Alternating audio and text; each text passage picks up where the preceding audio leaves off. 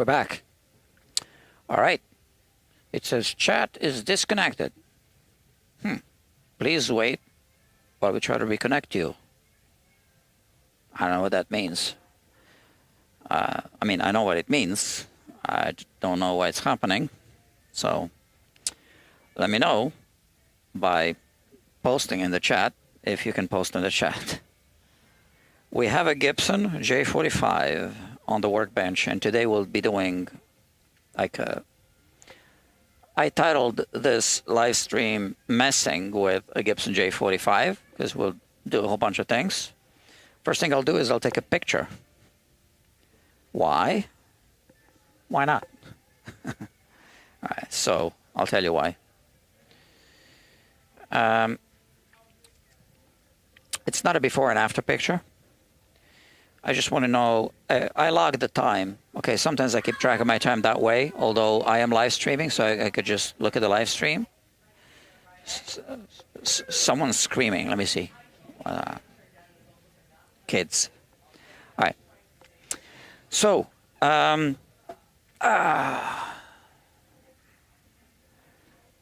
did post a link on the Instagram account, Guitar Quacker Instagram account, linking to this live stream. So, someone's logged on. Hello. So, I don't know who you are, but welcome. It says that my chat is disconnected. I don't know what that means, so maybe you can try to post the chat. Let me see if it works. Thank you so much. You can say anything like hello. That's it. Thank you. I have a Gibson J-45 on the workbench right here. So this belongs to a customer that just picked up a Gibson L00, which I repaired. I made a new bridge for it, and I repaired a crack. So apparently he owns a lot of Gibson guitars. This is the second Gibson guitar that I'm servicing for the same customer. This one has no big issues. So, oh, I lost the viewer. Okay, no big deal. So I'm talking to myself right now. Okay. I'm going to first work on the nut, this guitar, because some of the string slots are too high. Oh, and you know what? I actually forgot to post to send the customer a link. I think I forgot. Let me check. Where is he? Right there. Copy and paste. And there it goes. So he might join, might not. So I had one viewer, and he or she left. I'm going to assume it's a he because of my stats. Apparently 90% of my audience is male. So the odds are it was a he.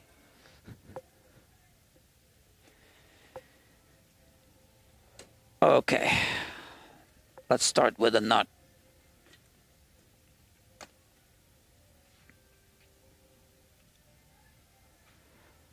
Here we have a guitar nut, okay? And some of the string slots are too high. So I'm going to file them down. I like to do as much work as possible with the old strings on so that I don't need to change the strings. Sorry. I haven't had much sleep again. Let me see. So this is the height. This is the relief, not relief, on the E string. So definitely this one. This one is too high. Some of them are not. This one is actually good. It could be better, but... And this one is perfect. What about this one? Too high. And this one also too high. So we'll be filing down at least 5 of the strings, not the G. I could touch it up a little bit, but no need. And then we are going to take the strings off and then do a 3D scan of the guitar. And that'll take a minute. I'll show you. So the 3D scan is going to be used for archival purposes of this guitar. But also, I'm actually going to publish a video about the FretLab Pro software. And I need to make a quick video of me scanning the guitar. All right, so during this live stream, I'm actually going to be recording a video for the YouTube channel. Not for this YouTube channel, for the main channel. So it'll be a, you know, somewhat uncommon live stream. All right. So like I said, someone just joined us, so I'm going to be filing down 5 of the string slots because the G string is good, so we don't need to even touch it. And these strings are, they look like electric guitar strings, but they're not. They're nickel bronze. So they look like nickel strings.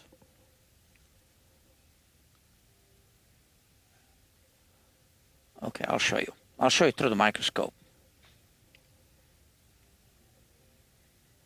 Well, you can kind of see that the strings look like electric guitar strings. They're not. They're acoustic guitar strings. They are nickel bronze strings. And here you can see through the microscope what it looks like. So they are, in fact, acoustic guitar strings. I can show you the package for these strings. All right, so the customer provided a replacement pack of these strings. These are it. NB, nickel bronze. Okay, so these are the strings we'll be putting on the guitar. These same strings that are already on the guitar. All right, so like I said, I'll be doing a 3D scan of this guitar, and I will also be recording a video for the main YouTube channel of me doing the 3D scan.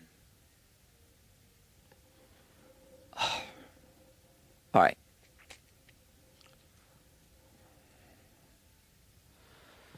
So, where were we? Okay, here. This string is too high. Let me take a quick measurement. So pushing against the 2nd fret, and this is the space that remains. And that's too much space. So let's remove the string and file it down a bit.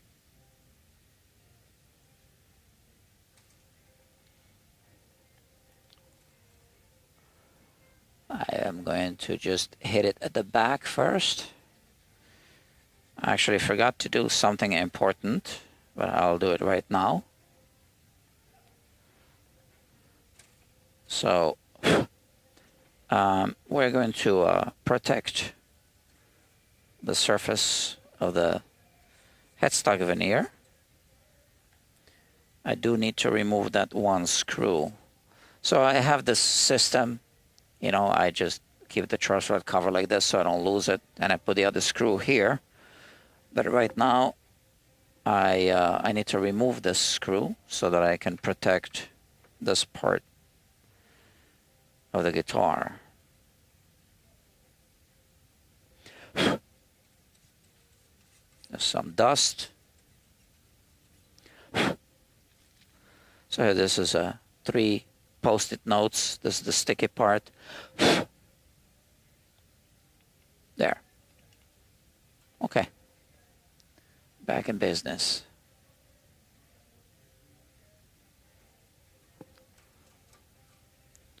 All right. Let's file it down just a little deeper. So first I want to reshape it. I want to open up the back a little bit. This way we'll get more pressure at the front, which is where we want all the pressure to be focused. Okay.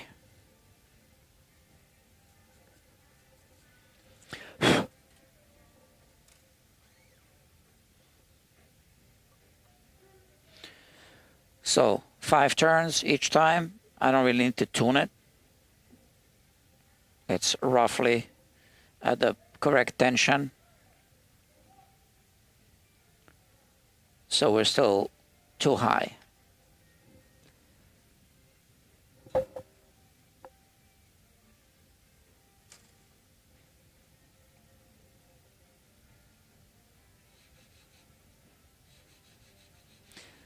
I see the exact same thing through the microscope, except I see it in 3D because it's a stereo microscope. Stereo means space. I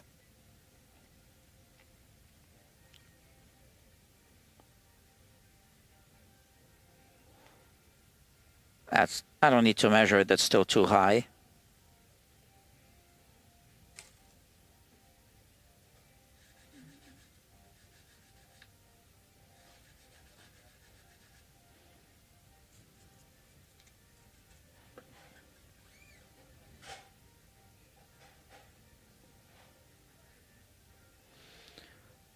Let me measure it.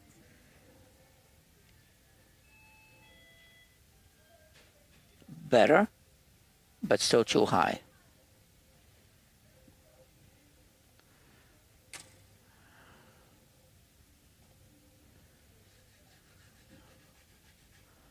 All right, we are approaching the correct measurement.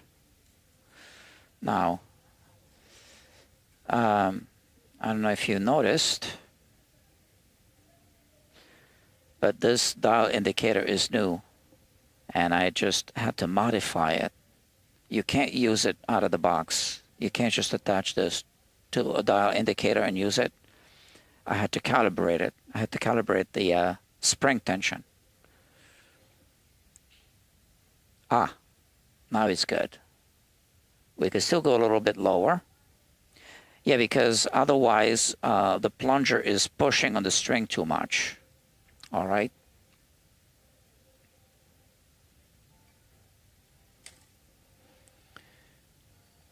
All right, so just a little bit more. We also want to remove this thing in the front.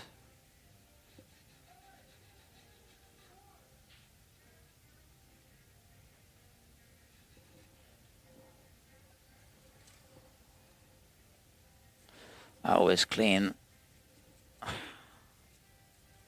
the files so they don't get clogged up. If they get clogged up, they don't work. And let's take a measurement. I'll think we're good on this one. Well, I can do better.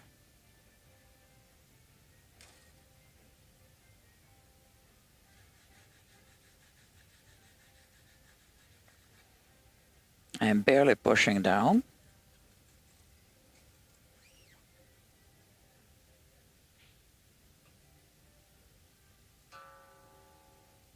Doesn't need to be in tune. Just full tension, more or less. Hold on, it's out of focus, right?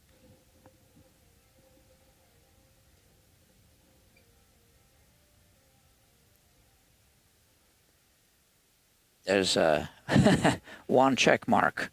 That's good. I can still tap it.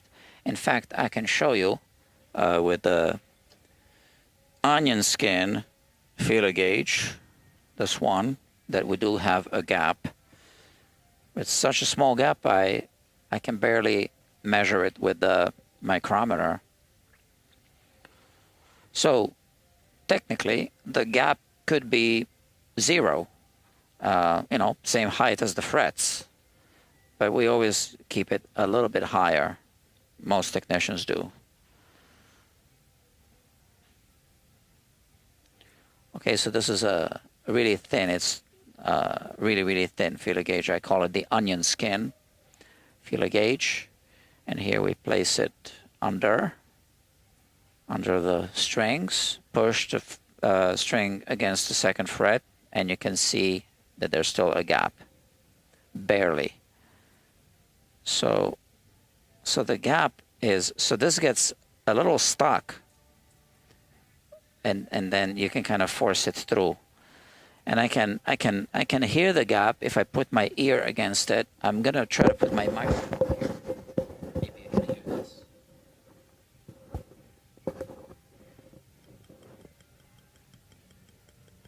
So I think you could hear that it's clicking against the first fret.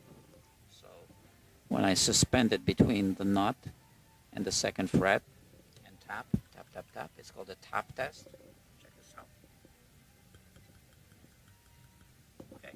So we do have a small gap. So now it's perfect. Isn't that great?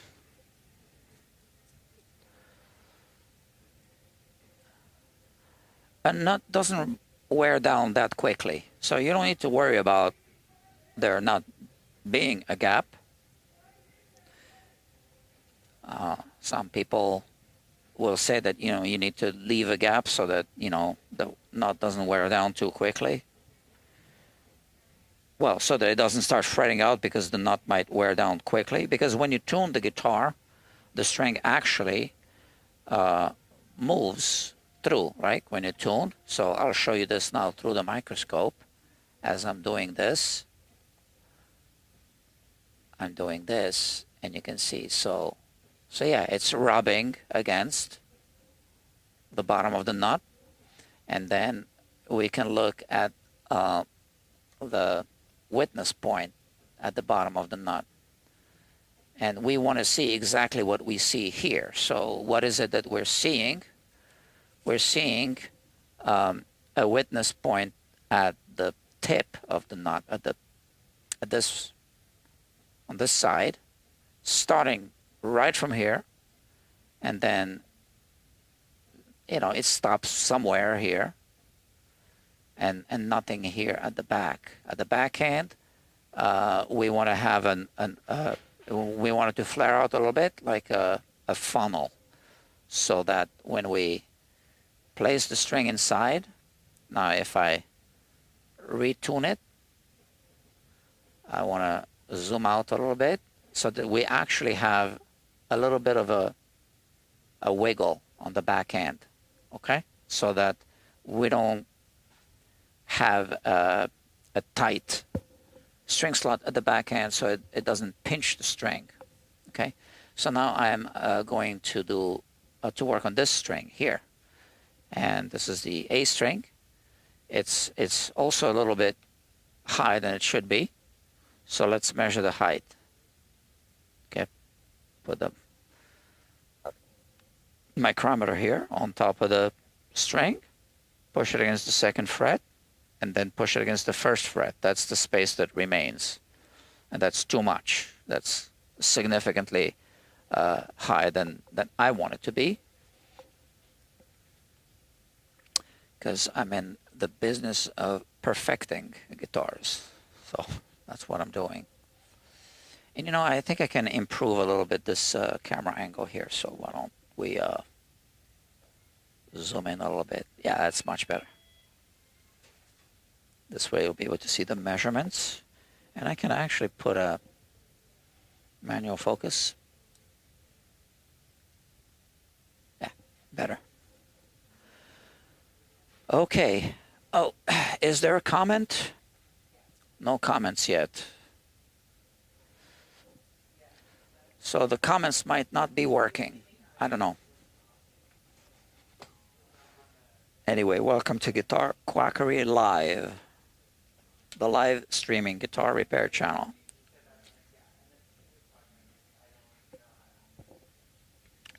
And it's already 6:30 p.m. Been working all day already. So next string is the A, okay? So I just showed you it's too high. So now let's remove the string.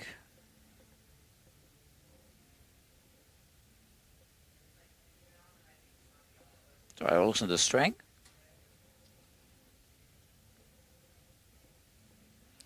And we are going to open it up a little bit. Well, actually, it's quite nicely open at the back end. So let's just file it down.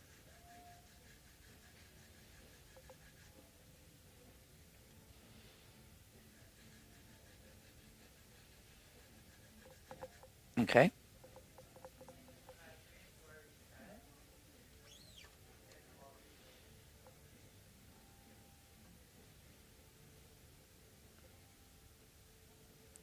Well, this might be it. Not sure.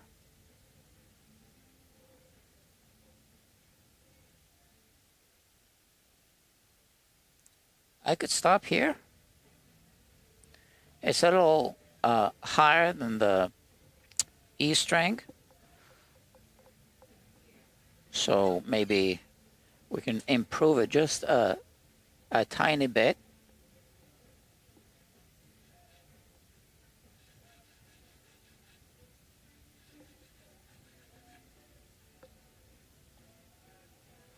Okay. I will stop here.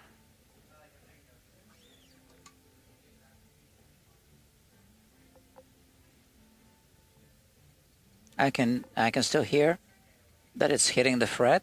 So there is a small gap. Let's measure that gap. 20 microns, right? That's usually what I go for. So we have a 20 micron gap here, 10 microns here. I'm going to start writing this down. So I will write it down. I'll explain why I'm writing it down.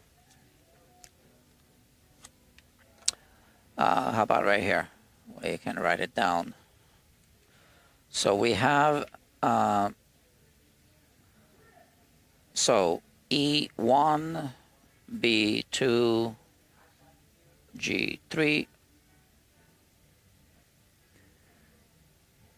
and E6. So this is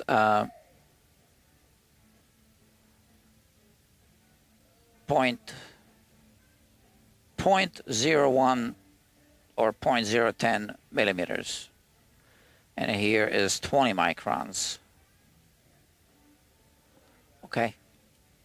They don't need to be exactly the same. We are talking microns, so no one will notice. And now, now we measure the D string. So again, after I push against the second fret, the gap that remains. So what we have here, I almost don't need to touch it, right?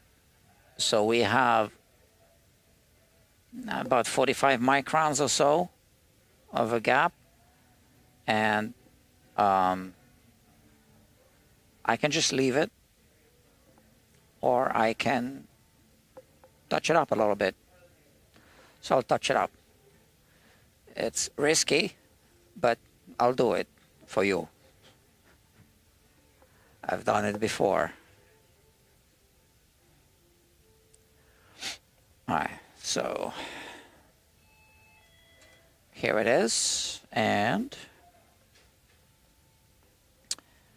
yeah, not much, right? But I am going to file and then the back end a little bit. That's it. Maybe that's good.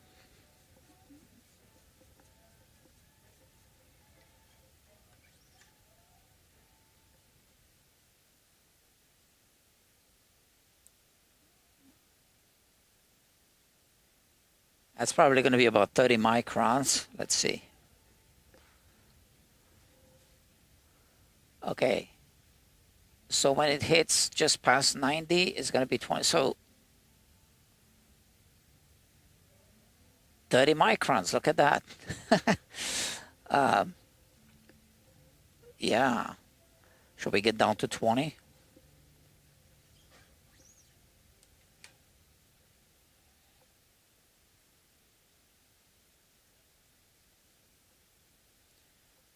I'm only using the weight of the file. I'm not actually pushing down when I'm so close.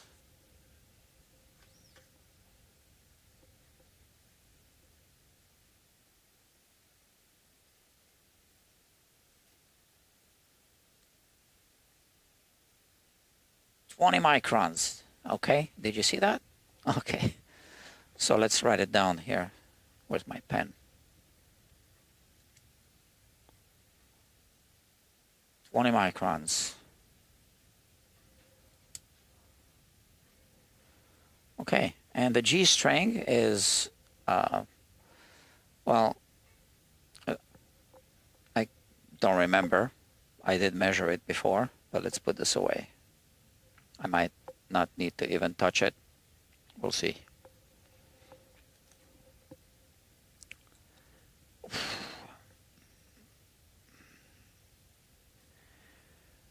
Okay, so here, let's take a measurement.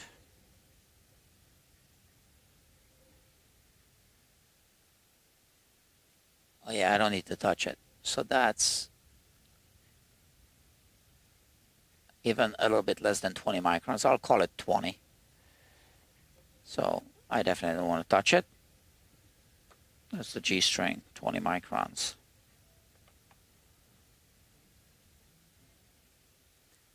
Okay, we got 2 strings left to work on.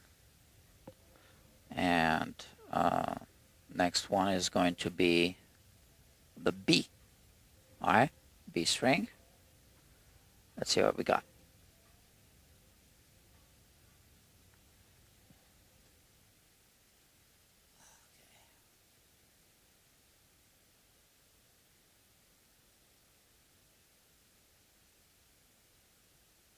All right. That's way too much for my taste. So when these 2 strings are too high, it really cuts into the fingers, right? Because they're very thin. So it's kind of like a sharp blade. The thinner the string, the sharper it feels. So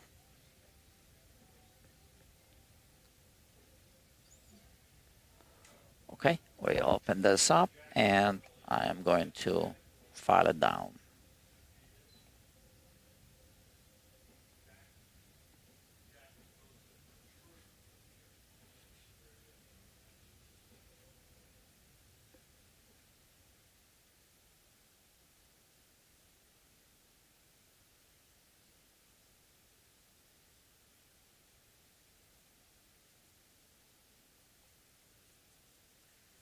All right, let's take a measurement.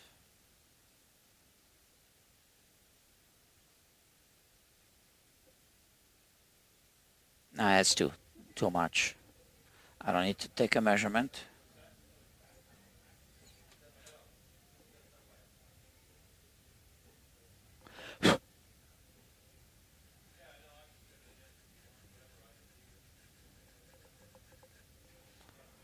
Okay, little by little. It's so easy to cut too deep.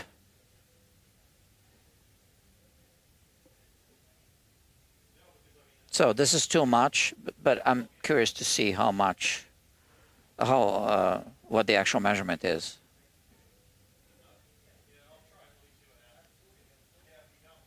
"40 microns.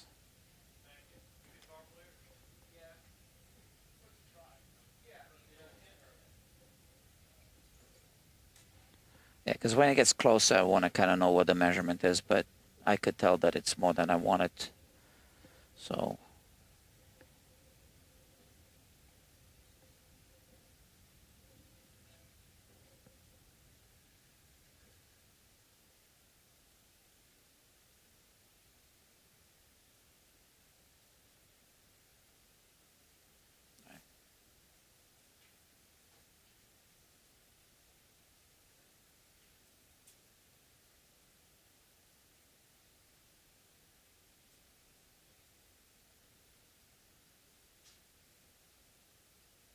I can hear the clicking. That's very, very close. Almost zero. Look at that. We got 10 microns. So, gotta write that down. Where's my pen?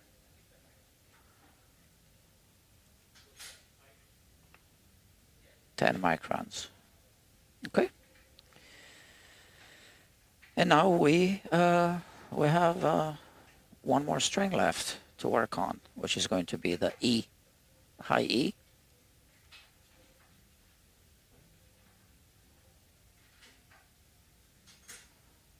So here we have about 60 microns.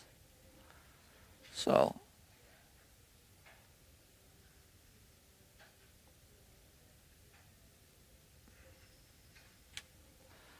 and I need to change the file. So it's a 12 gauge string.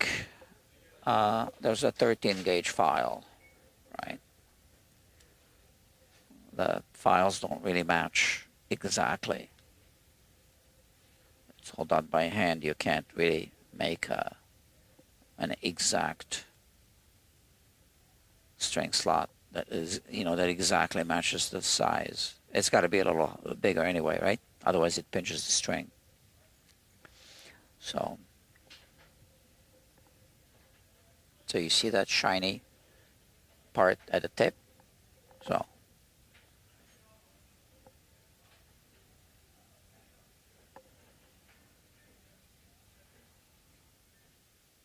okay, no more shiny.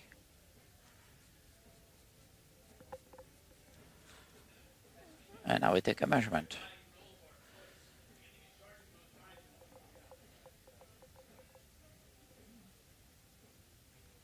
First, just a tap test. It's very close.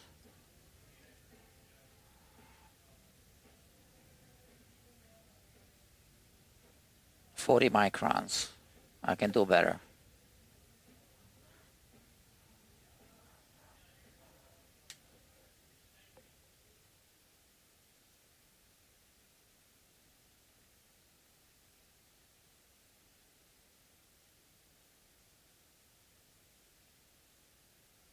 That's gotta be it, right?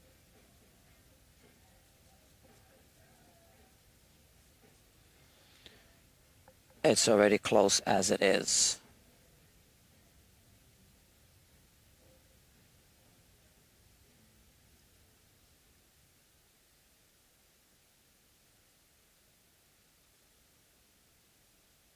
Hold on a second. Something's not easy at the edge of the fretboard.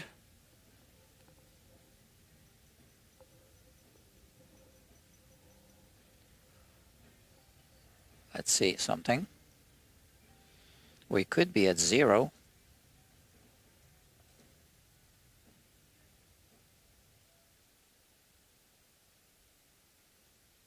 Yeah. See, it's pinching it. So now, did we cut too deep? I don't think so. Let me see if I put a mic here.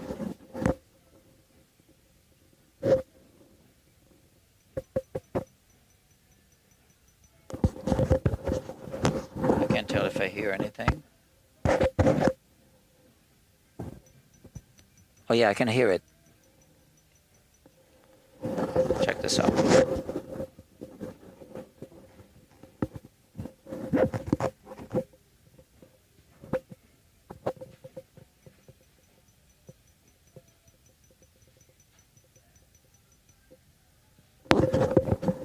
So I could hear it. I mean, I don't know if the mic picked it up, but this is I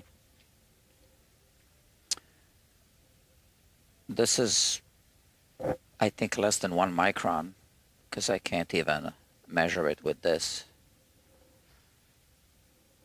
Hold on. Let me turn it this way. Yeah, I can't even measure it with this. So, should I call it 0? Yeah, I'll call it 0, which is fine. Okay, so now I have all these measurements, and I can put this away. And now I'm going to prep the guitar for a 3D scan. But before I do need to take some additional measurements of the, well, I would want to take a measurement of the soundboard deflection and then jack it up a little bit, but all of my jacks are actually taken right now for some, another project. So, so we'll do it without. It's all right. It's going to be an archival scan, and I'm also doing this to record a quick video for the main YouTube channel, which is going to be about the announcement of the FretLab Pro software. So if you don't know what that is, check out fretlab.pro. Okay, so that's software that I'm developing with a collaborator. Hold on a second, I have my AD here.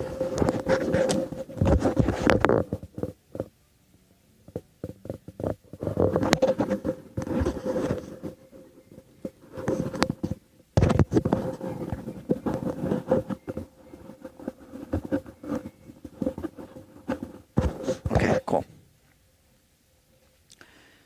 Hold on. I'll be right back.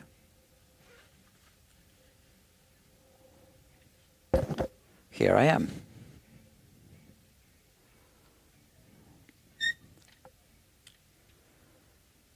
fretlab.pro. Okay, so my partner, Dr. Kevin Hausen, and I decided to make an official announcement on the Guitar Quackery YouTube channel and show most of the functionalities of the software. And I'll be recording a video of me scanning this guitar for that video, for the announcement video.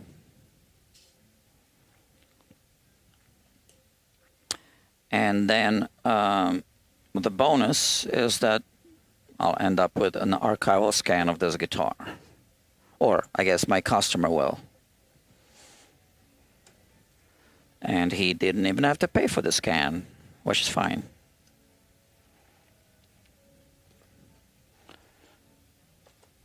Okay. Let's put some stuff away.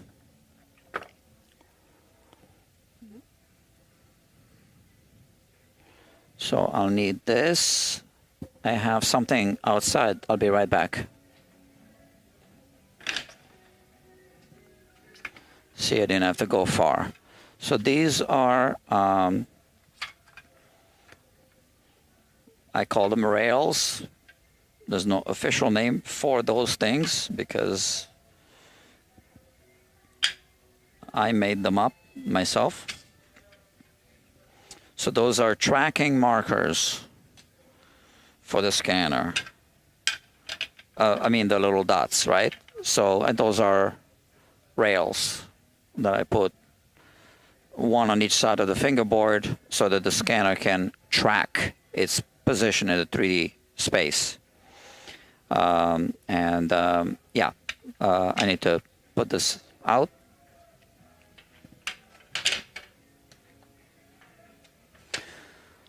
So let's prep the guitar. So first I need to write down the relief measurement because I need to replicate it. So in the future I'll be scanning. I've already started scanning on the neck jig. The neck jig is outside, but I am actually modifying it for the purposes of 3D scanning. And I had to improvise some things to scan recently. So I just want to modify the jig.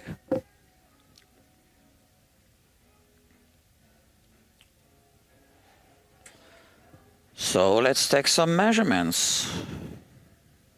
So we already have the nut measurements against the first 2 frets, And now I am going to measure the relief.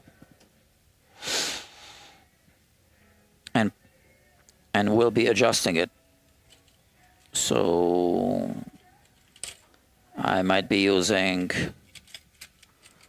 where's my Gibson size? Here.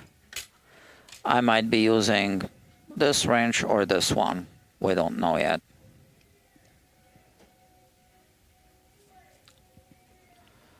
Okay, let's take some measurements. So I am going to measure the neck relief on the bass side and on the treble side.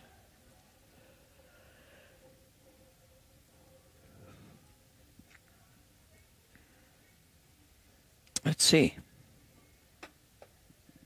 On the 8th fret. 8 1/1000s?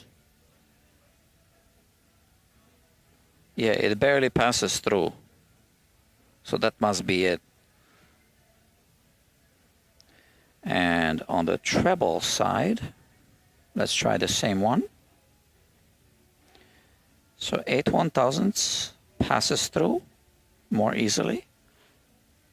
Next one is 11 1/1000. It doesn't pass through. So this is one of the disadvantages of using these, because here, I'll show you.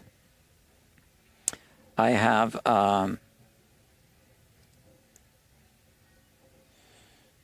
let me show you this. So this one is 8 1/1000s. You see that? And then the next one is 11. So what about 9 and 10? What about 9.5 or 10.5? Okay, so you can only take measurements in these increments. So now I measured 8 1/1000s, but I could tell you that here it was scraping between the straight edge and the fret, and on the other side it was passing more easily. So we have a differential relief, but I don't really know what the measurement is on this side. But with the software, I can take measurements up to a 20 micron resolution. So let me write down what the relief measurements are. So treble side, well, 8 1/1000s plus, you know, something more, and on the bass side it was 8 1/1000s. Okay. And I wonder, what about at the center?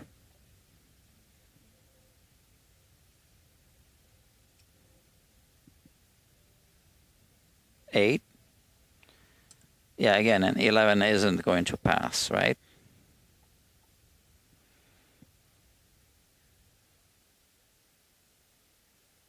Almost wants to pass. Check this out. I mean, I kind of have to push it. I'm going to write that down. Center, 11 1/1000. Interesting. 11 1/1000. Okay. All right. So now I need to prep the guitar for the 3D scan. So we need this, and I need to remove the strings. So we won't need the strings now anymore. Let me, yeah, I almost forgot the action.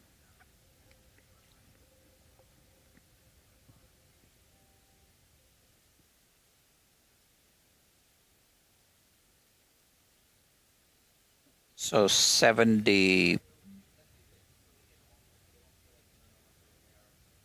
I'm going to call this 77 1/1000ths of an inch.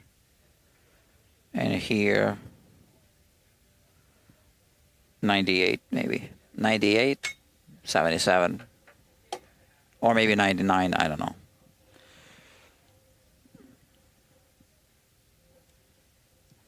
So action. treble side, 77. Bass side, 90, I don't know, 8 maybe. I think this was more like 76, to be honest with you. I'm going to call this 76. So again, you know, I can only do so much with these. And that's good enough. It's been good enough for decades. But now we're doing better because we're developing this software. And I'll show you how it works in the upcoming video on YouTube. Not on this channel, on the main channel, Guitar Quackery. All right, so now let's remove the strings.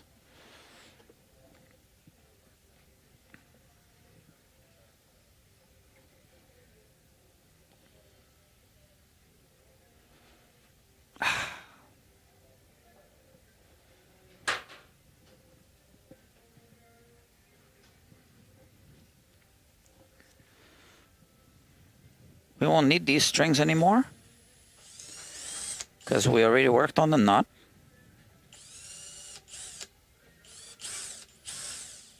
So I'm going to throw them away.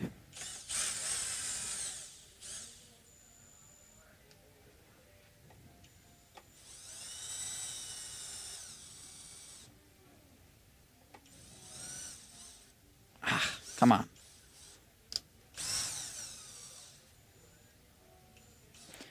I also automatically align the tuning posts the way I want them to be for restringing.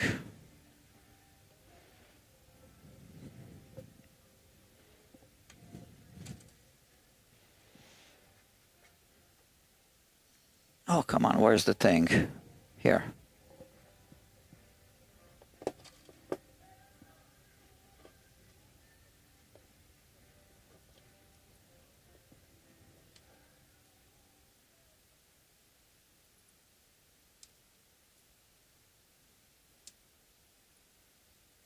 Bridge pins.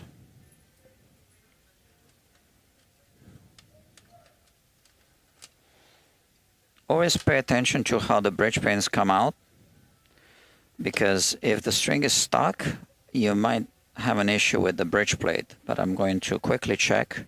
Gotta be careful with the watch. So my finger is right here.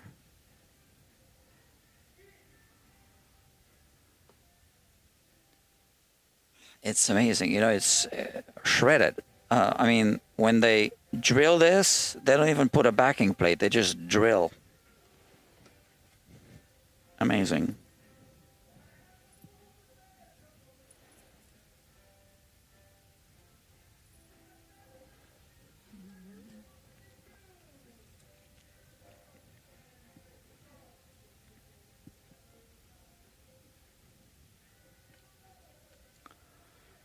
Okay.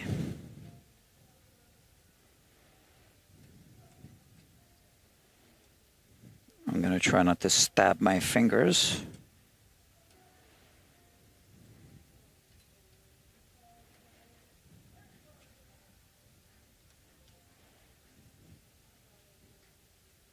Too many wines.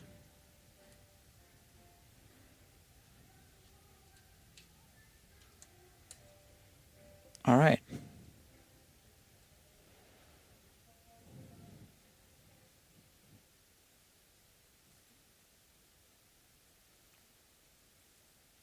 I recycle strings.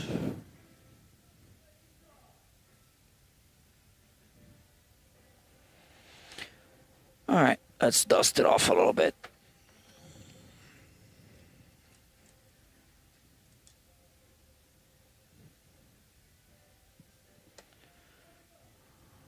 This is a humidifier, although I don't think I need to use it today.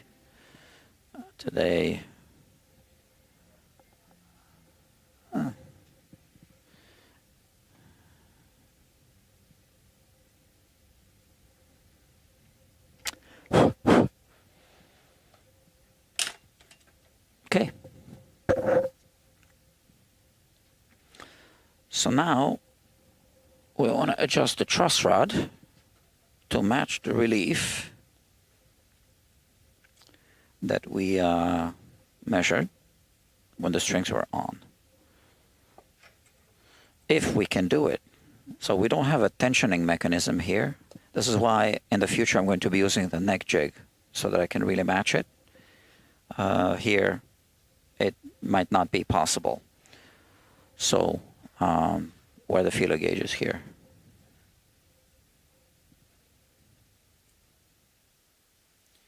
So we had 8 1,000s here on the 8th fret.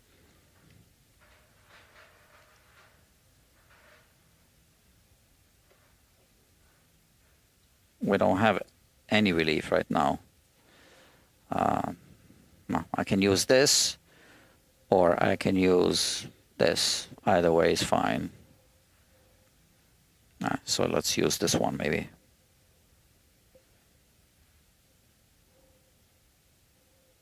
So we release tension. Well, this is completely loose now. You see that? So we might as well remove it and lubricate it. Or maybe I'll do that later. So let's see what we got. So I cannot release it to dial in 8 1,000ths of relief. Let's see. We barely have any relief. So we have some relief. Let's see on this side. And we also have some fall away. This is why when I push here, it lifts this part of the, if I show you like this. So if I push down here, you see it's lifting. That's because there's a hump here, or there's really just fall away after the neck joint. Fall away, not a hump. So you can interpret it as a hump. And sometimes it's difficult to differentiate between the two, which is again where the software helps, which is something I'll be talking about in future YouTube videos. So here we have 3 1,000ths, but not 4 1,000ths, 3 1,000ths of relief. Now this is 2 1,000ths. I took this out of from the set. Let me check. Oh, 2 1,000ths, 3 1,000ths. Okay, so now we know what it is. And I'm going to write that down. So no strings, relief, treble is 3 1,000ths, and bass is 2 1,000ths, right? That's what we said. Okay, so I don't forget. So now we need to prep the guitar. Why don't I lubricate this nut?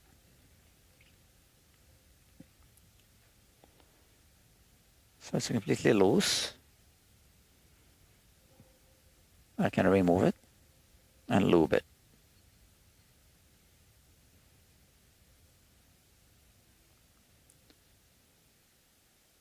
So they never clean this at the Gibson factory. So when they buff it, there's a whole bunch of buffing compound always stuck here. They don't care.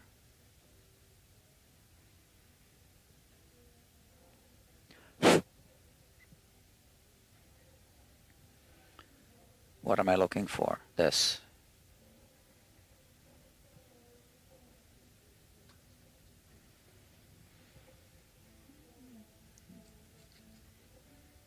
Just a little bit.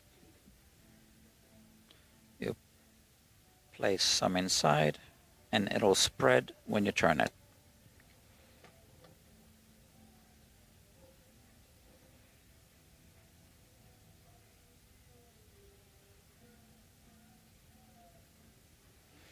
see, you can already turn it smoothly. I don't even need the wrench. So we keep it completely loose for now, right? And I'm gonna put these away now. Okay. Next, I'm going to prep the frets. Let me see.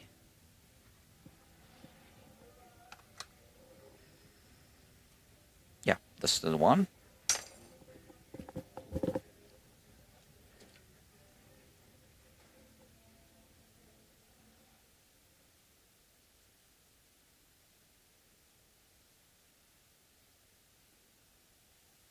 So the lasers are blue, and with the blue marker,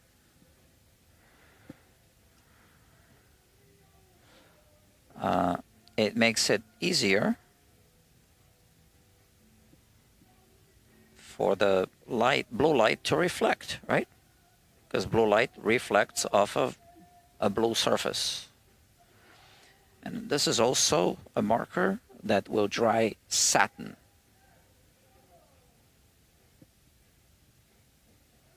So less reflective than the actual frets.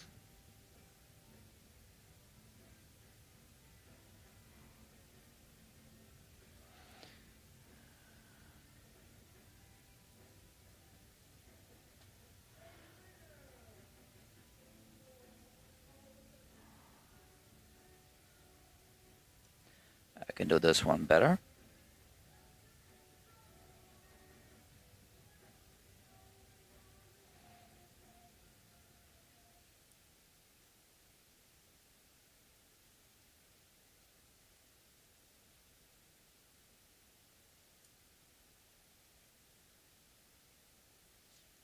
So I've done some tests with this marker before. I'm not sure yet that this is going to be the norm. There's a lot of what I'm doing with this is still experimental, but the results are great already. And if you're not subscribed to the Guitar Quackery YouTube channel, the main channel, you are going to miss a great announcement. An announcement that's going to be stunning. Let me put this out. Historic announcement. All right, I gotta clean up this mess here so I can put the camera here. I'm gonna put this camera here. I have a guitar here. This is my guitar. It's here for scanning purposes.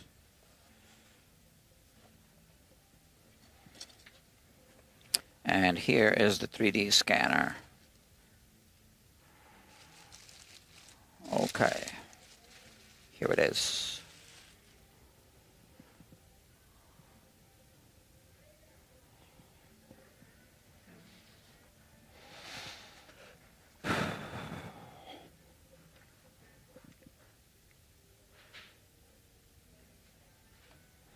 By the way, this is scanning spray.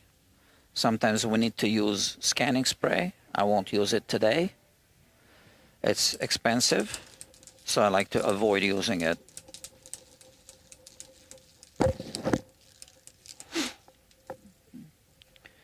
I need a haircut.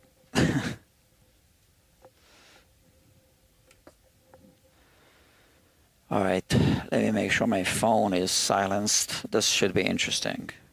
3D scanning.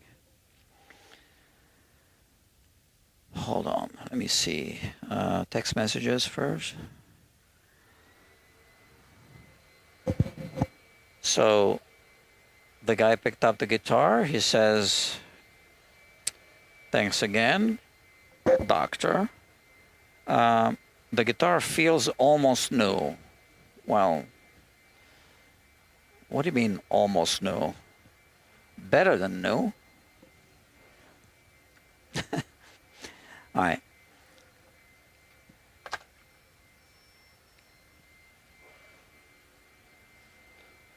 Someone's using a really loud vacuum cleaner. I know you can't hear it because this mic doesn't pick up a room noise, but it's distracting me right now.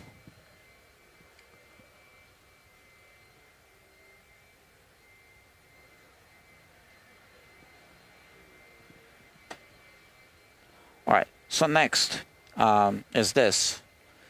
These are tracking markers. And I'm going to put a whole bunch of them on the guitar soundboard.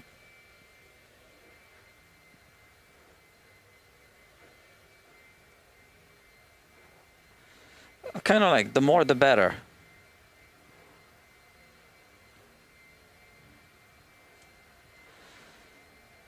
They come in two sizes. They are actually self-adhesive, but I glue two of them together to make this confetti. So this works quicker than you know, having to remove them.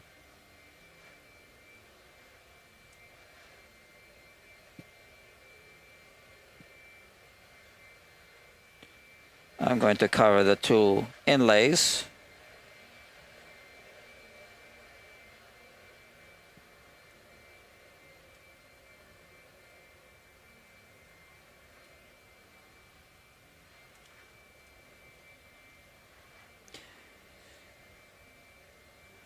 All right, the little ones are better, I think.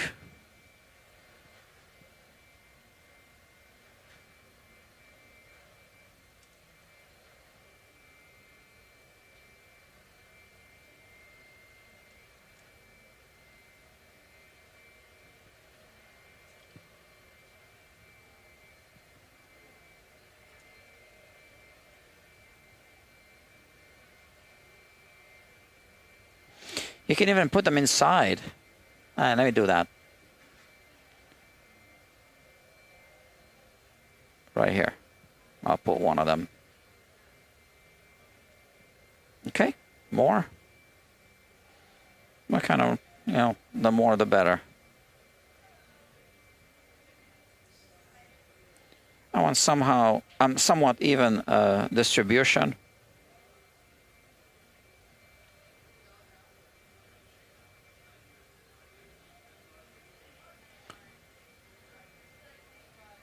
Right here. Okay, that should be good. And also here by the headstock.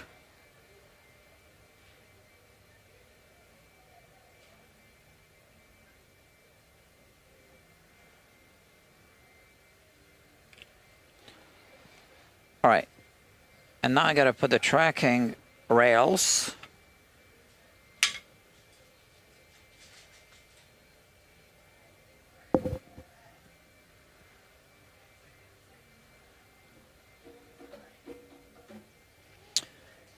So this is just improvised until I build a whole rig for this thing,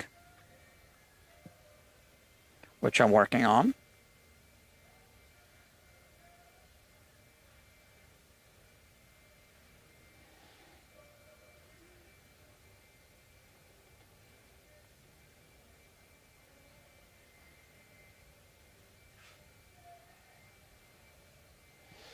So you can see this is quick. But I'm going to build a whole rig, and like I said, I'm actually working on two things. I'm going to build a benchtop rig, and I'm also building some holders and accessories for the neck jig. Okay.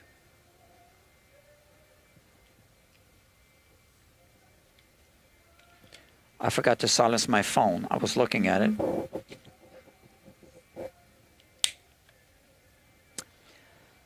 Because I don't want any distractions during the 3D scanning.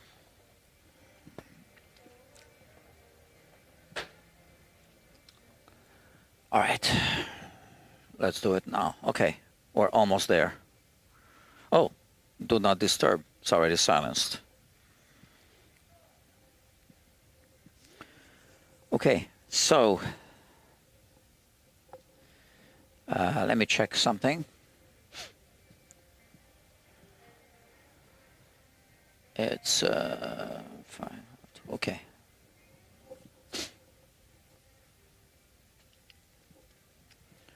Okay, everything's working fine. Okay, so now I need to launch the software. So this is the scanner. Oh, I also need to place this camera here.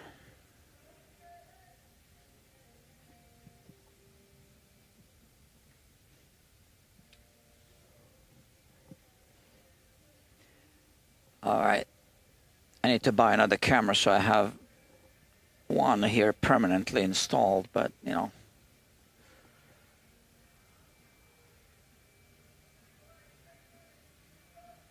Don't feel like spending the money right now.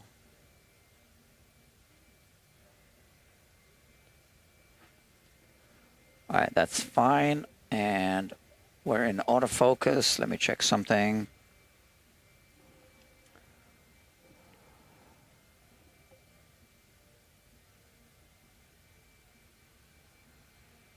Okay, good. So now I'll show you. This will be the view from this camera. But on the monitor, I'm going to put another image. It'll be the software, so you'll be able to see the software. Okay. Let me think through this.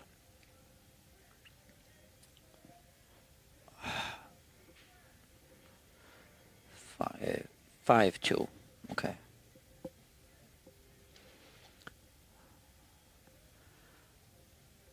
So we have, so the scanner I'm using is a Creality Raptor Pro 3D scanner.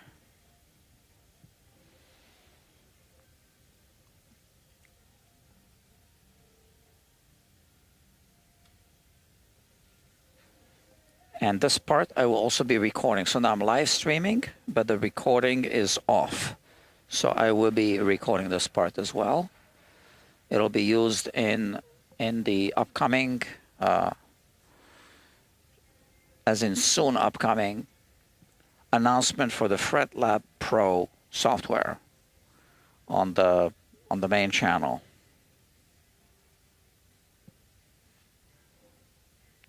Now FretLab Pro has a logo. I can how can I show you this? Well, if I show you this, okay, and now I can show you the logo right there. Okay, that's the logo for the FretLab Pro software. And yeah, that's it. That's the logo. Okay, so now let's go back to this view. Check out fretlab.pro instead of .com. fretlab.pro. There's some limited information on this, and if you want to find out more ahead of time, then click the link below and subscribe to the Guitar Quackery newsletter. I just sent out a newsletter actually today announcing some new features of the software, which are only announced through the newsletter, right? So we keep developing this. When I say we, I mean myself and my partner, Dr. Kevin Hausen. He's a retired research scientist from Boeing. So he is doing the actual coding, and I'm doing feature requests or, you know, debugging, beta testing, and requesting changes. requesting, you know, functionalities of the software, etc. Okay, let me focus here. New project. Gibson J-45. That's it. That's what we call it.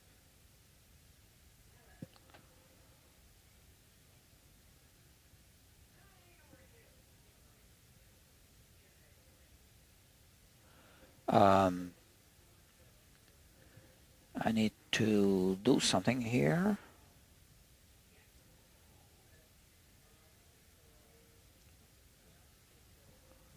So we have this here.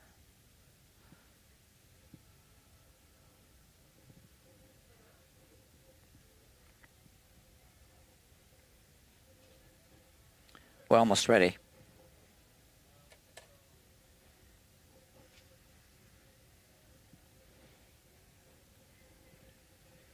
I need my mouse here.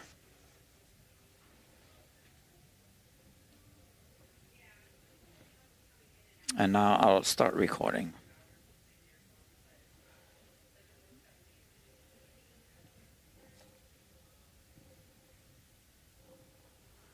Okay.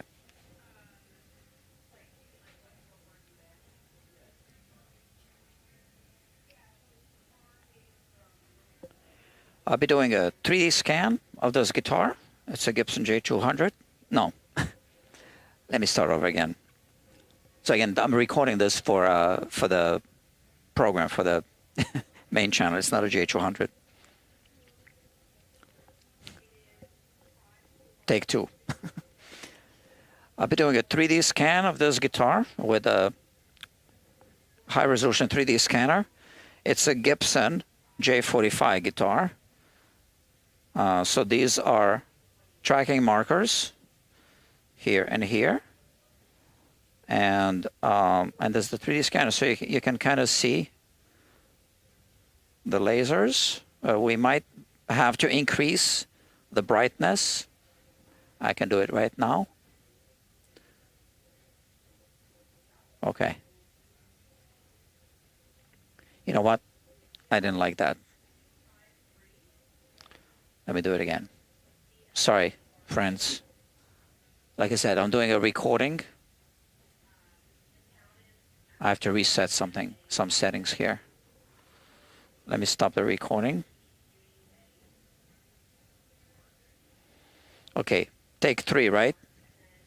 Record. I'll be scanning this Gibson J-45 with a 3D laser scanner. Here we have tracking markers on the guitar. So this is used for the laser scanner to track. And here on the screen, you see how I'm capturing the image. So it's already capturing. I have to increase the exposure a little bit.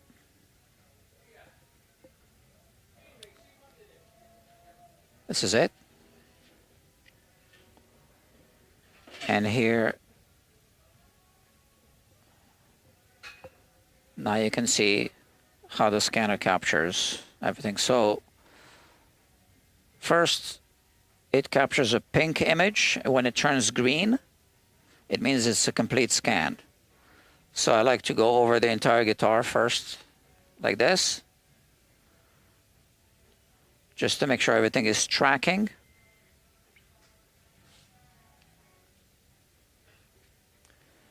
And then do multiple passes to complete the scan.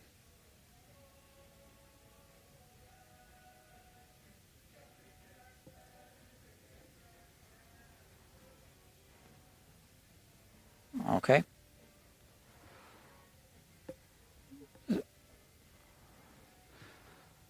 So these are the tracking markers on the rails, and you can never put too many of them. The more markers you put,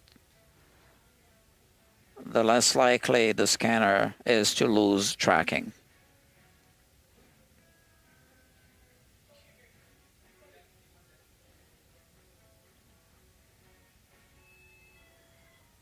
I'm capturing the nut.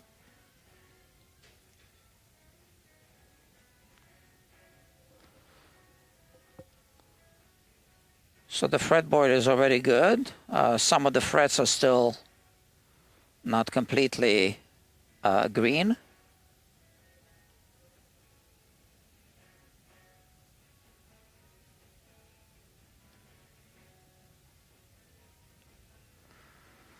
So let's just go over the fretboard. I'm sorry, the soundboard.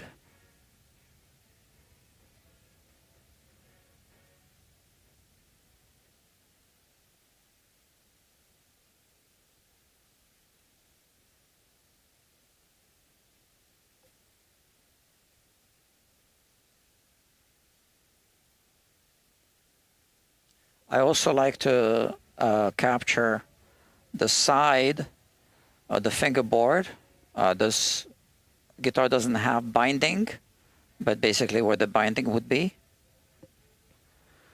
Because in the software we can also simulate resurfacing of the fingerboard. So we want to capture some of the size for the thickness.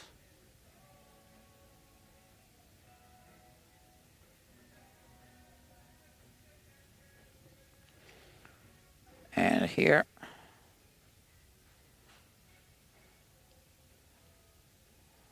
it's already very good, almost all green.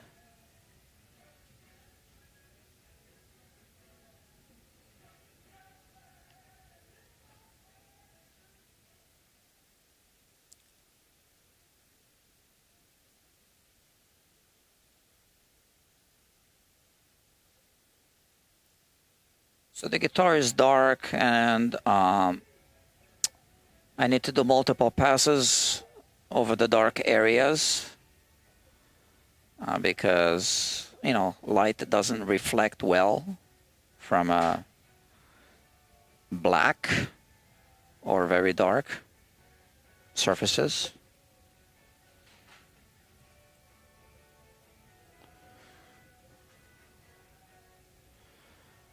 Over here, so we just need to make sure we capture the back of the guitar.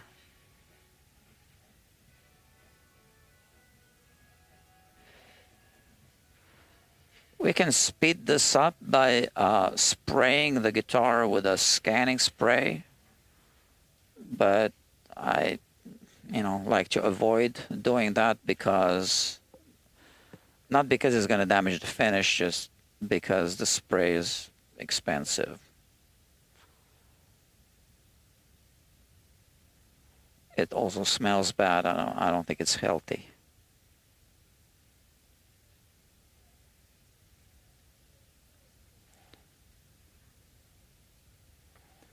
Okay, so this is already very good.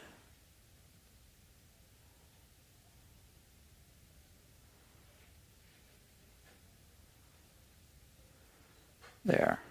Okay. I want to make sure that the frets are all good. So I'm just going to go over the fretboard. It froze. I'm not sure what's happening. Let me pause it. Well, nothing's happening. So maybe the scanner disconnected.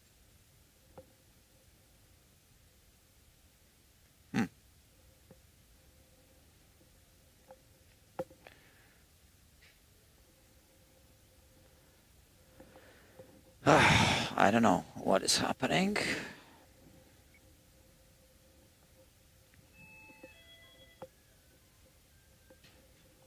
Technical problems. Let's see. Well, no, the scanner is still connected.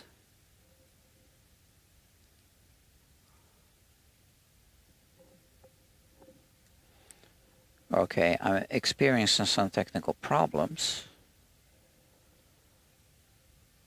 Restart the software. Oh, please. I guess I don't have a choice. Check this out. It says restart the software. Well, so I guess we'll have to say yes. Okay. All right, so it crashed. Great. So now how do I stop the scanner? Interesting. So when it's not connected to the software, it's shooting lasers. Hi, how you doing? All right, so I have to restart the software. Let's see.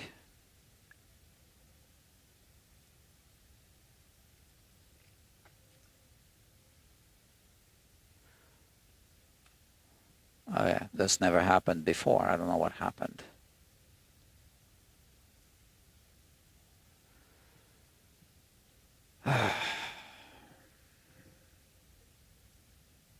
So it didn't capture anything. It lost everything. Great. All right, no project.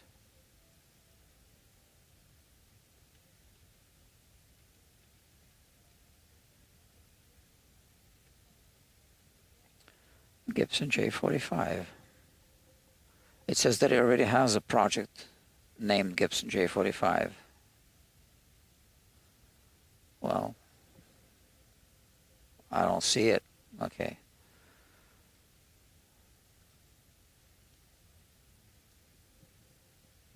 Okay.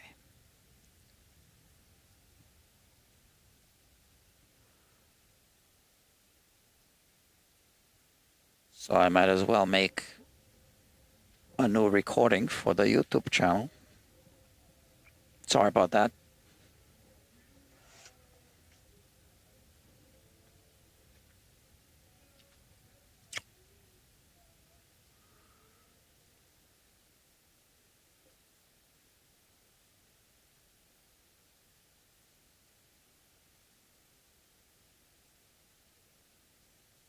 I'll be scanning this Gibson J-45 guitar with a 3D laser scanner. I put these markers on the guitar like this, and those are tracking markers. This is what the scanner uses to track the position in the 3D space. So let's start scanning. You can see on the monitor how it's capturing the fingerboard. So the image at first looks pink, and then when it turns green, it means that it's a complete scan.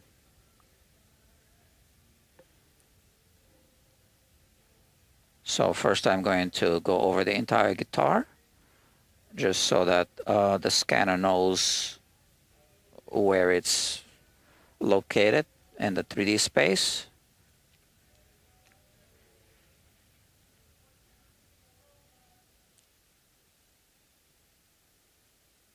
Some parts of the guitar are already turning green.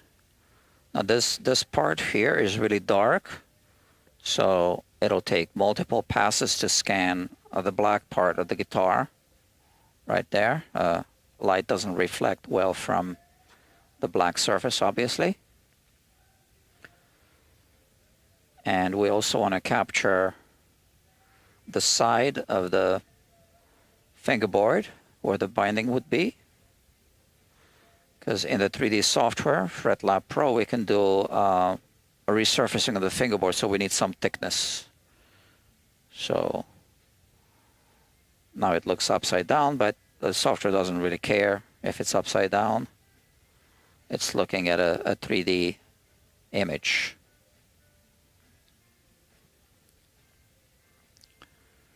I'm just going to capture the nut over there. I also took some measurements from the guitar, which I will compare with the measurements in the 3D software.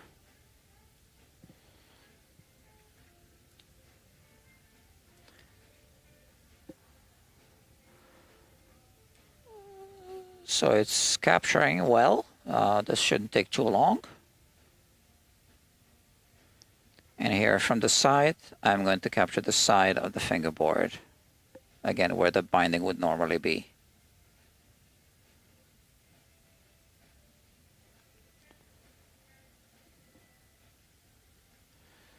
Like this, and from here, the nut.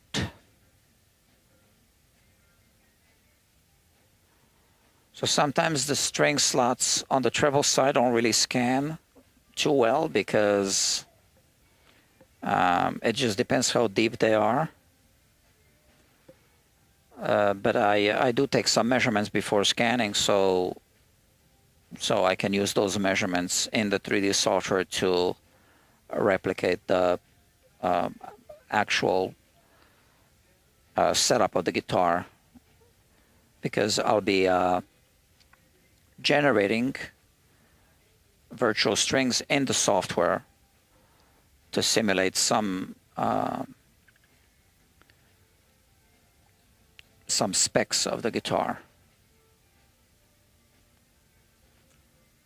All right. So here, so all of the frets are pretty much green, which means it's a complete scan.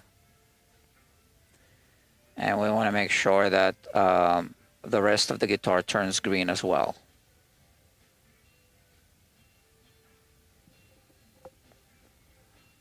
Just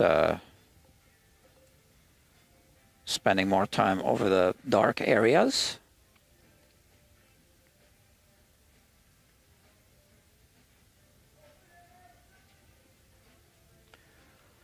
It's actually a good idea to scan it from the side a little bit, not straight up like that,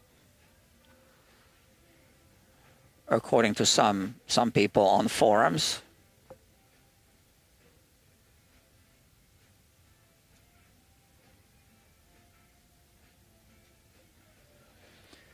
I want to capture the back of the bridge as well.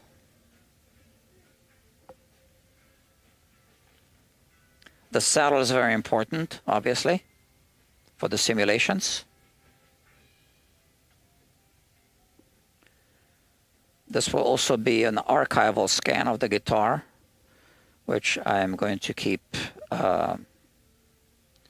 archived, obviously.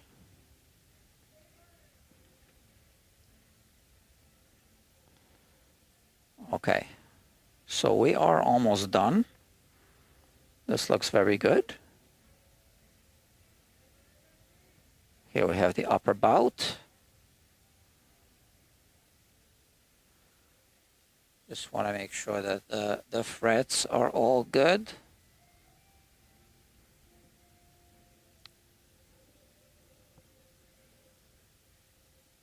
And of course the nut.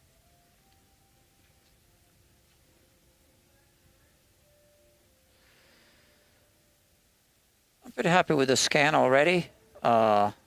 Just some areas not fully scanned on the back of the guitar, on the lower bout.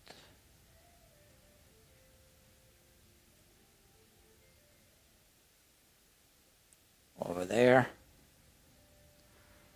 The treble side lower bout. Still a little bit pink.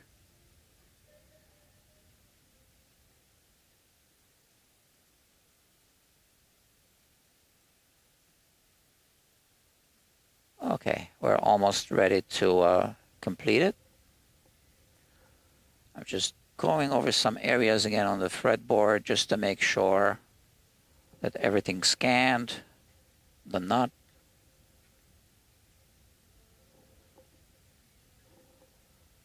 It looks good. So now I'm going to stop it like this. And here, just push this button, complete scan, and yes. And now it's processing. It takes a few seconds, and then the whole image is going to turn blue.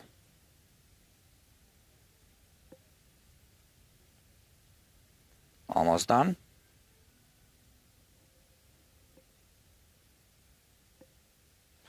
This is it. So this is the guitar. The scan of the guitar, we can zoom in. And I'm going to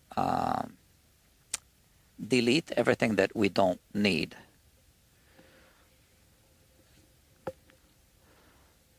So now I'll do this on my computer here. I'll process all this, and then we'll look at the scan. I said that for the recording, okay, but I'll show you how I'm doing it. So now I'm looking at the camera here because that's where the screen is. So I won't do a complete cleanup. And just turn off the scanner.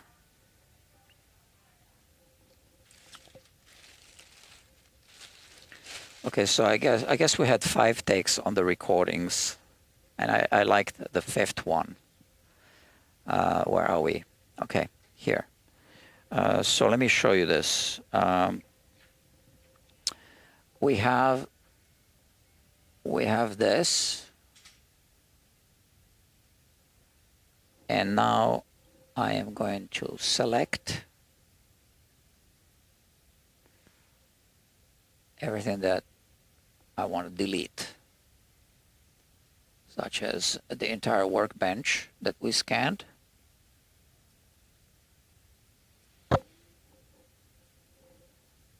There are some tools there in the back.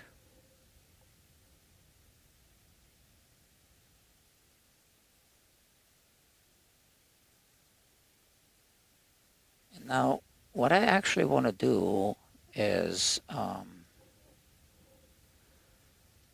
want to take some screenshots of this for a thumbnail. So I'll do that. So, because once I delete all these parts that are turning red, I cannot bring them back. And it looks kind of cool, so that makes that's a good image for a thumbnail for the upcoming video.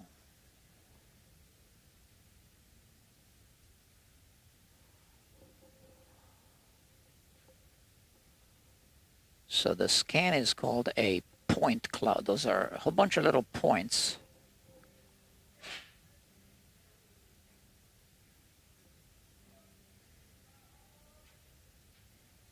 This is why you can see through, okay? Because there's space, open space between the points.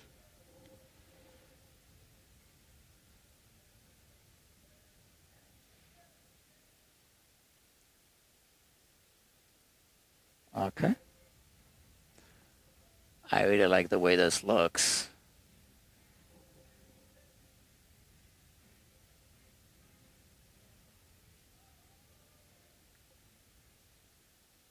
There you go. Okay. So sometimes it's not easy to turn it the way you want to turn it in the software.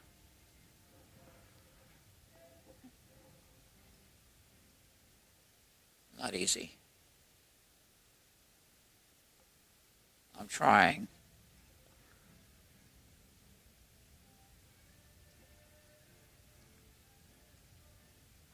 Okay, so now I want to select the side of the guitar. I really wish it had some more advanced selection tools.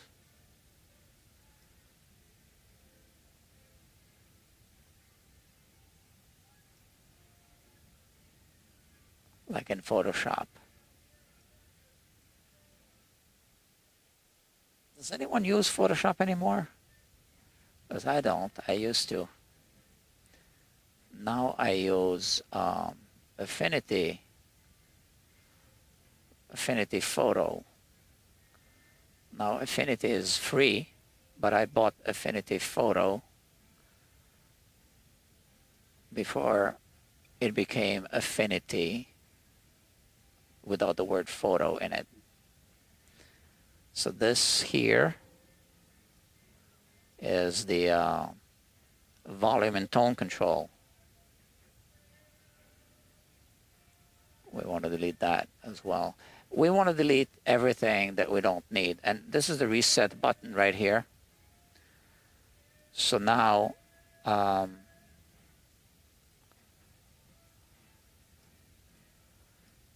it looks like this. So, friends, what I'll do now is I'm going to place this image on my computer and then take a whole bunch of screenshots that I'm going to use, like I said, for thumbnails.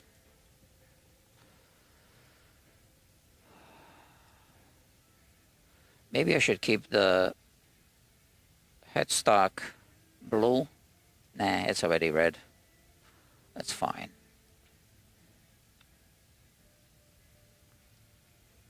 The red is very intense.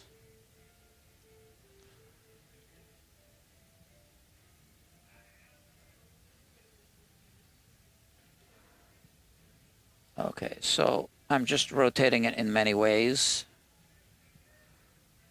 and just taking screenshots because I don't know which screenshot I'm gonna end up using.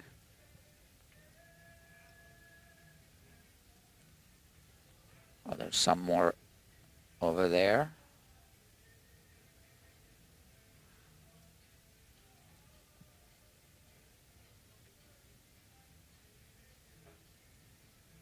I'm still cleaning up a little bit.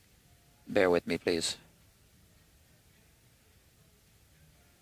Oops.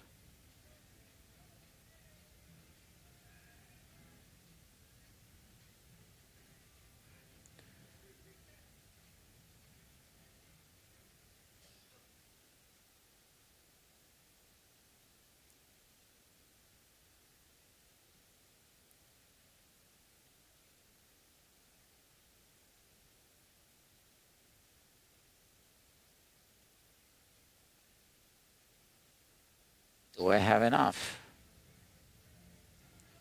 There's still an area there that I need to delete. So I really hope to publish the FretLab Pro announcement video soon, very soon, hopefully.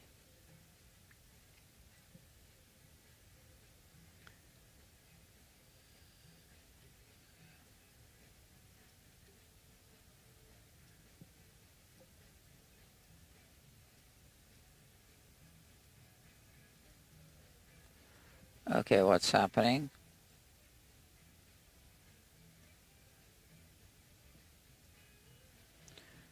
Okay, and then I'll put it back on the screen and I'll show you something.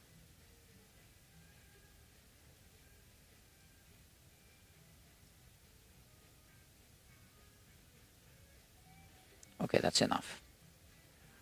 Okay, so I'm putting it back on the screen. And here. So now I'm going to delete all the red. Check this out. Delete. Boom. Okay, so all we're left with right now is this. Okay? And that's it. Now, I'm going to let this render. So the rendering actually takes a long time, but I need to dial in the right settings. That's it. Rendering. It says processing, whatever. Same difference, I think. All right, processing. So it is processing. Let it do its thing. And that's it. Now I can dismantle this and we can continue working on the guitar.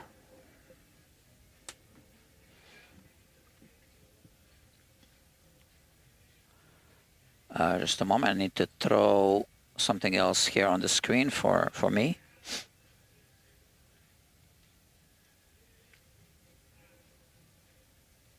Okay. All right, just got to keep an eye on this. Okay, this is it. All right, so we don't need these anymore.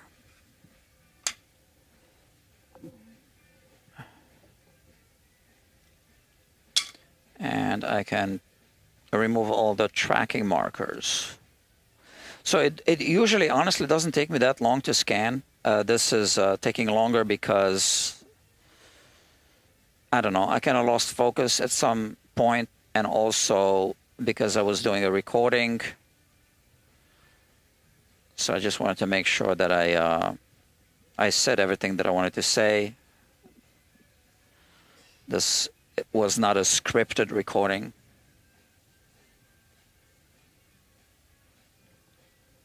So you can see, because these are no longer stickers, it only takes a minute to remove them. Oh, and there's one inside. Yeah, I almost forgot about that one. Okay, what's next? Well, since the frets are already blue, this helps. I am going to make sure that we don't have any uneven frets. Actually, I could just process the whole image and look on the software. Might do that. Not sure. So it's still processing here. 57% optimizing. It says 58%. Okay. I might do it. I have no idea if I still have an audience.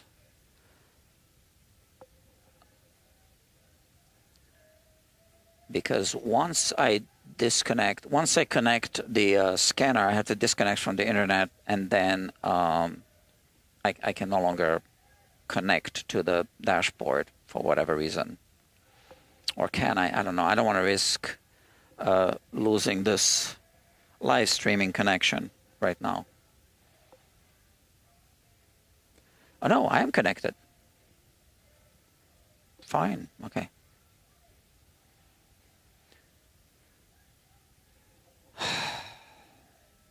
So it says unable to connect to chat.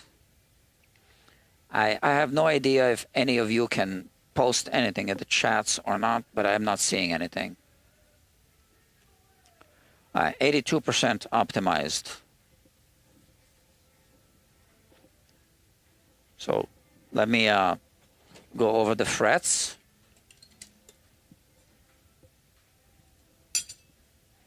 So here we have the fret rocker.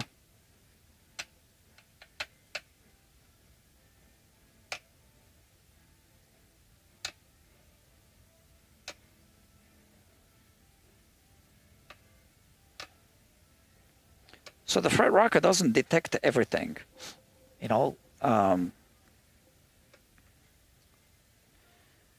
People think that it detects high frets. Not necessarily. So here, the 12th fret is a little high on the treble side and on the bass side, but not in the middle. There's a little rocking here, so I'm going to take it down.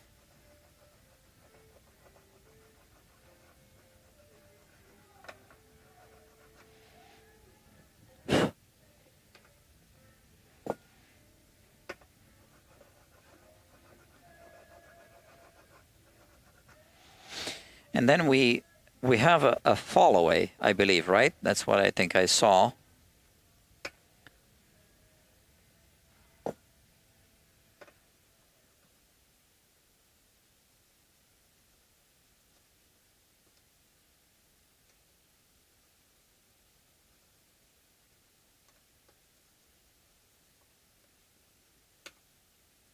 Okay.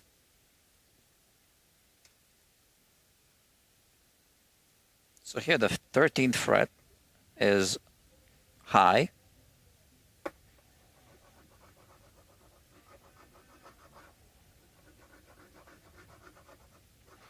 So all Gibson guitars go through a plec job at the factory. There's no fret wear here that I can see, but we have uneven frets. Oh, I heard a little ding. So the ding is from the software alerting me. So this is the Creality software. It's not the FretLab Pro software. This is just the scanning software. And now I need to process a mesh. So this was a point cloud, and now I need to process a mesh. as well. All right, so now the mesh is usually takes just a couple of minutes or less. Okay, so here, you know what? I want to protect the guitar.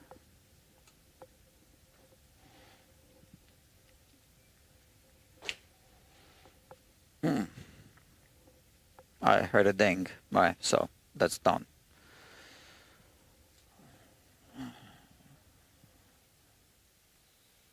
There you go. Okay. So this is the fine. This is the coarse.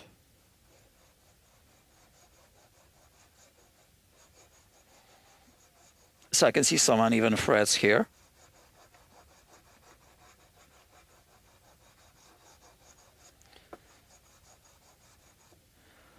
So check this out. The 14th fret is low.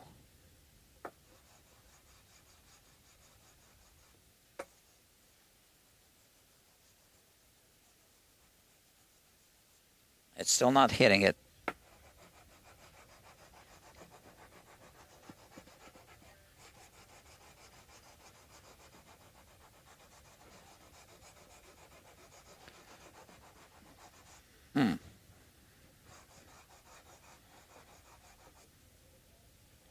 It's still blue.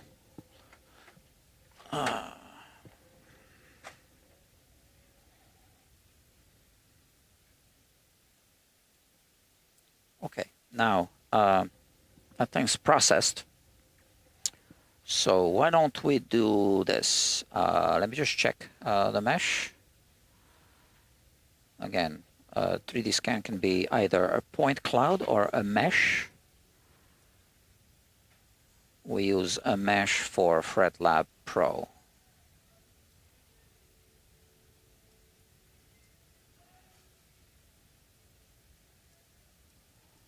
Looks good. All right, so now export.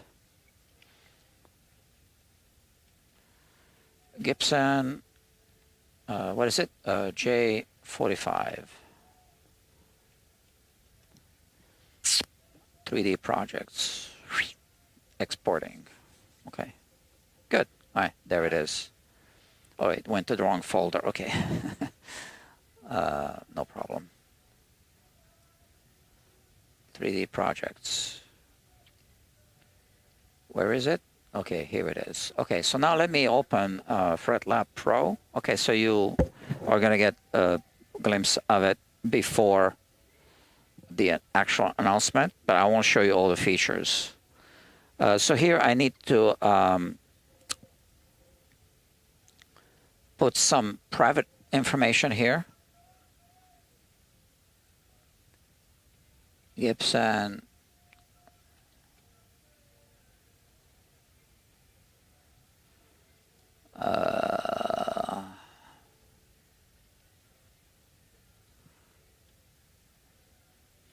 serial number. Oh, I can copy and paste from the work order. Hold on a second.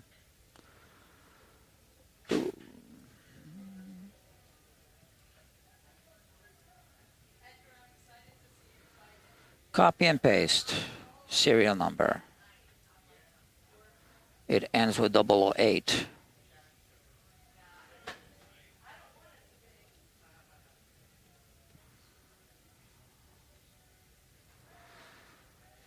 Well, private information. I mean, I'm going to put the customer name there, basically. That's it. Oh, I put all this before I even opened it.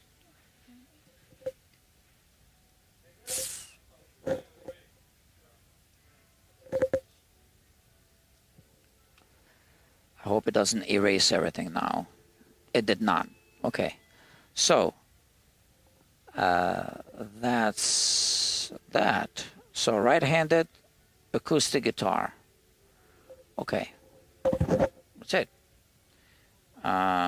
Let's go to the registration tab, and now I can show you what it does. So I am going to expand this so I can show you. All right, check this out.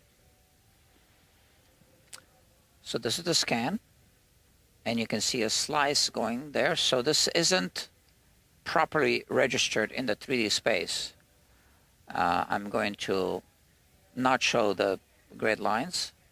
So on the bottom, you see what the slice sees. So now we do auto register. It takes less time than it takes to talk about it. Well, to really explain what it does. And it auto registers the guitar in the 3D space. That's it. That's it. Done. Okay? Now we can check to see if this auto registration really worked out well or not. So I like to adjust this histogram a little bit. This all looks good. Oh, you know what? And here, let's put some numbers here. And maybe -2, and maybe 2.5. Boom. Okay, so now we're looking at this. You can see that there is in fact a fall away here, and there's some uneven frets right over there. Okay, now these things, we call them craters.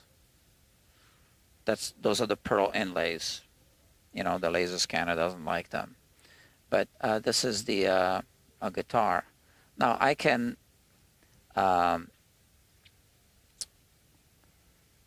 improve a little bit the registration. So maybe I can tweak it a little bit. No, this way. Oh, I'm going in the wrong direction. Sorry.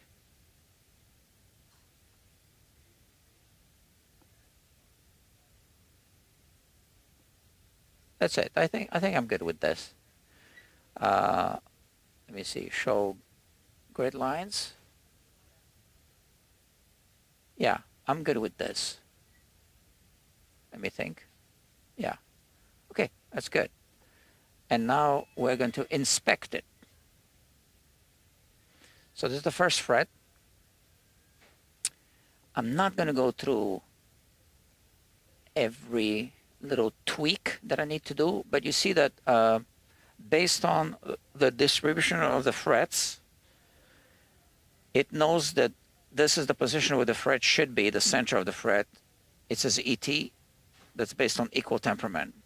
Now, the highest point of the fret is here. It's a little bit off of equal temperament. Okay?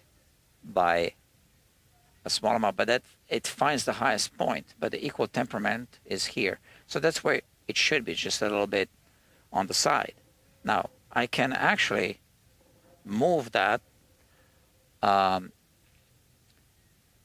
We can snap it to equal temperament or just move it. So let me show you. So like that, I can move this, right? And right now, snapping is enabled. Oh no, I didn't enable snapping. Snap. Boom, it snaps, okay? So now here we can go up here to the next fret. Okay, and you can see here how it's selecting a fret. Right? And again, it's a bit off. This is on equal temperament, but there's a cool feature that I'm going to show you in a moment. So we go through all the frets now, right? Just to see, to inspect them. That's why it's called the inspector. Now you could see how this is way off. Again, that's the absolute highest point on that fret, right? And we don't want to leave it like this, but I'll show you. One click of a button. Okay, so now we went through all the frets, right? And which fret was that was off? I can't remember. There were two of them that were way off. These two. Okay, so now move this thing. That says move. Click. Boom. Now all of them are on equal temperament, right? The fret center lines. That's amazing. Now here we can take some measurements also. Move this up and down. Take the height measurement. That's in millimeters. We can switch to inches, no problem. The width of the fret, whatever. Okay, so now, yeah, we don't need this. Now let's go to strings. Light.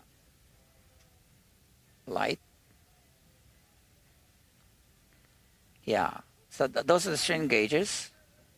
And now I am going to actually measure.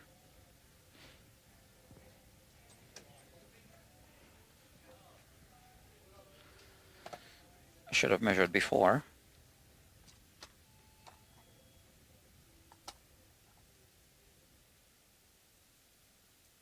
The saddle, the string spread. Okay, so here we have from this string to this string. So it says, that's probably right, 2 and 11/64. Okay, so I measured the slots coming out of the bridge pins, 2 and 11/64. Let's go back to the software. No, I don't really need to do this measurement, but it has this thing, all right? So here, spacing. Oh, 2, whatever. 11/64. Is it close to this? I don't know anymore. Oh, that's in decimal, 2.3125. So 2 and 11/64 in. So this is something to write down. I'm going to write that down. We need to add this measurement in the drop-down menu. Just bear with me. So string spread.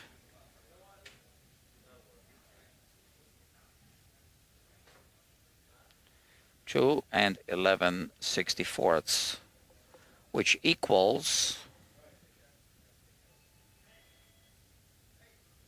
about 2.17, 2.1715, whatever. This might not be completely accurate. And now we go back to this. So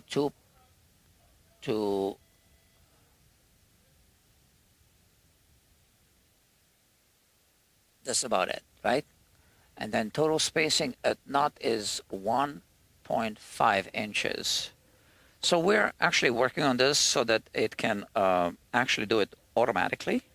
But let's see what we have. So there's going to be an added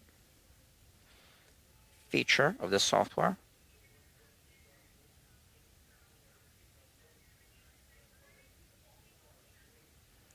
Let me see. 1.47 inches, which is 1 and 15-30 seconds.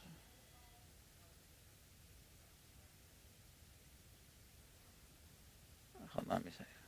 I hate these 30 seconds and all that stuff. I can never make any sense of it. 1 and 15-30 seconds, I guess I'm going to call it. All right, so let's have a look at this. 1.5. Oh, so 1 and 15-30 seconds is the same as 1.4665.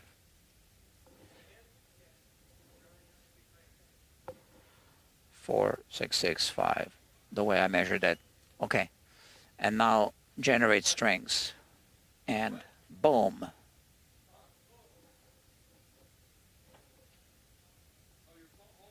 So now we just need to move the strings into the string slots. Now we're going to go to nut right here by clicking this button. Let's zoom in a little bit. And we're going to adjust this slice to the tip of the nut, right?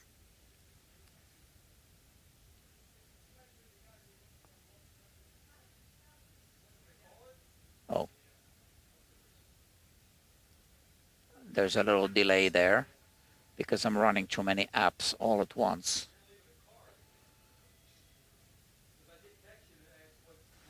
Okay, let's say that this is about right. I'm not really sure. We can adjust this even later properly. So we're putting the strings into the string slots.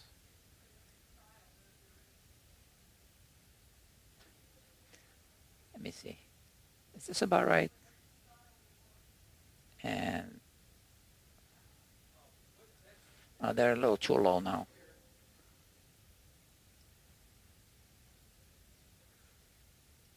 I'm not sure. But there's something else which I'll explain later. So we'll go to saddle here. Boom. So again, the software knows where the saddle is about. So it knows it's around there. And now we are going to move it.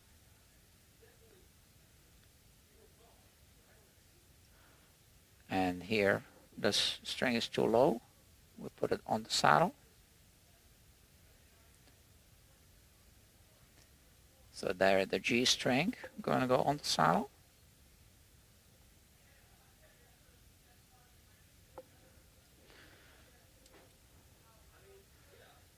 And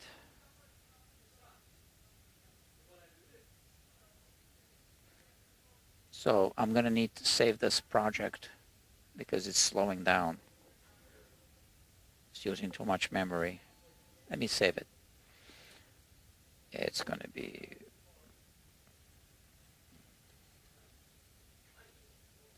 J-45.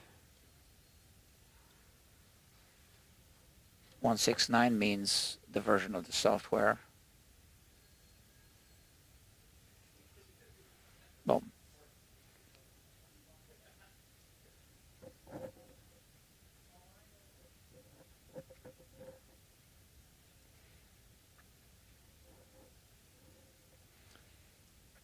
So this is something that we want to work on just to improve this part so that it can do some things automatically. It's already amazing that it knows what the nut is, what the saddle is, what the frets are. That B string, I don't want to adjust that B string. So again, because the saddle is has compensation on it, it can't slice every part where the string is all at once, right? And we can also move these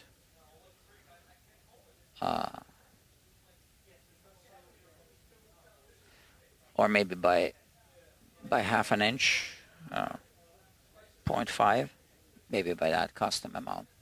Okay, 0.5. Why isn't it taking a number? Boom. Oh, that was too much. Let me move it back. So maybe 0.4. Boom. Okay, that's fine. So we can move all of them. So for now, it just has to do it one by one. But that's something we can improve on.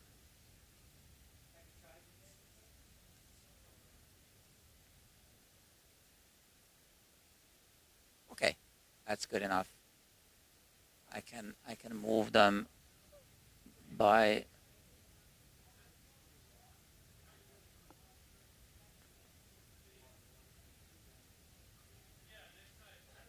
Okay, like that.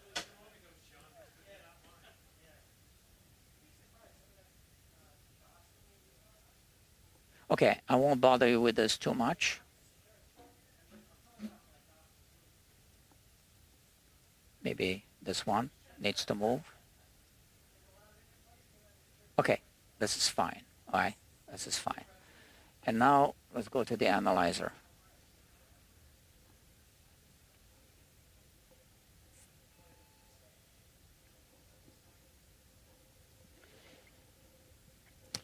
So I just noticed that I'm running this off of a battery on my computer, and the battery is almost dead. So that's why the software is running slow. So sorry about that. I got 11%. Oh, and I still have the Creality software open, which I should close. Okay, that's why it's running slow. Okay, let's go back to the FretLab Pro software. So here we have the guitar right here. And we see that we have the first fret selected. Now I didn't put the strings on the knot correctly, and that's something I can tweak actually based on the measurements that but I'm not going to do it now. So here we can skip to a different fret, etc., or just like that. Let's say 12th fret, and we analyze the fret on the bottom there, and we can slice it down the fretboard, and here we can put some better measurements.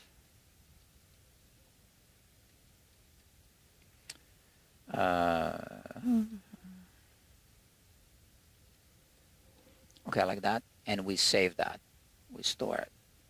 Okay, so now we can simply reset it to this, or we can recall what we stored.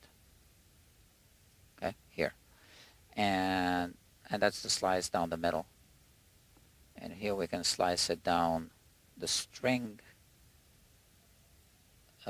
paths, right? That's the low E. We can switch that to the A string, or even between the E and the A, right there. Boom. And we can highlight the uneven frets. So if we go, so we had some uneven frets there on the treble side, we said, right? Which we see here. And we can change the rocker tolerance from, let's say, we delete this 5, we put number 2 there, boom. And now more frets are highlighted in red right there, okay? Because we changed that tolerance. If we go back to 5, only 2 of the frets are highlighted. If we go to 3, or 4, or 2, no, I'm sorry. Yeah, 3. Oh, yeah, 2. No, what did we do here? 0.02. 0.03. 0.02. Boom. Okay, so we can change the tolerance just to highlight more or less frets. Let's see the neck twist. So there's a low fret here. That was that. What I think that was the 13th fret, right? That was low. So we're gonna have a neck twist, but it's not. It's a little bit asymmetrical. I'm not gonna explain how this works now. Now the tap test is not accurate because we didn't put the strings in the knot accurately, and I can change that. But actually, I don't want to do it now because I need to work on the guitar. So let me just grab this here, put it on this screen. I'm gonna save it. Yeah, I really can't do it now. All right, so I need to work on the guitar.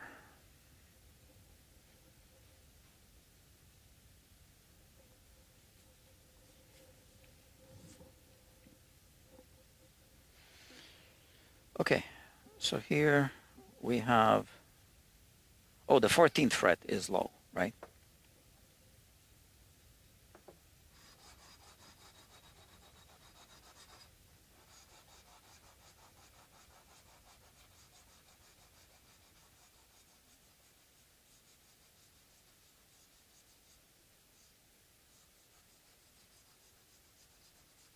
Okay, now it's starting to hit the 14th fret.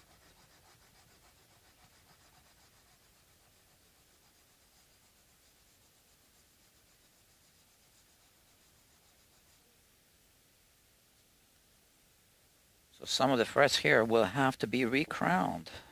It's taking off quite a lot of material. Oh, it didn't switch. Oh, what am I doing? This is what I meant to do. Sorry.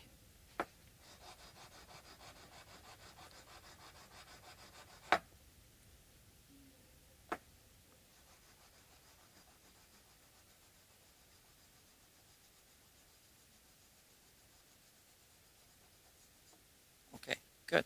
All right. All right, so I need to recrown a couple of these frets.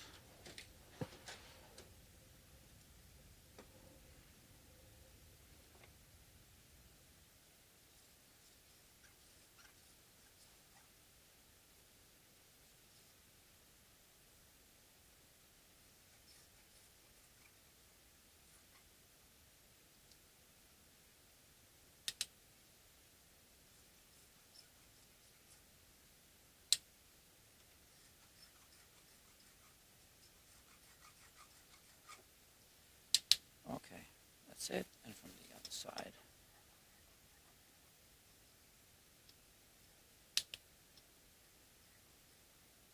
Because we have a radius board, right?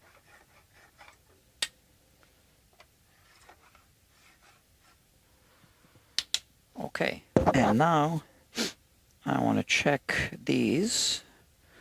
So we actually need a little bit of a back bow for this. Now I know that I have a relief because we dialed in a relief for the scanning. But we need a little bit of a back bow now for this part.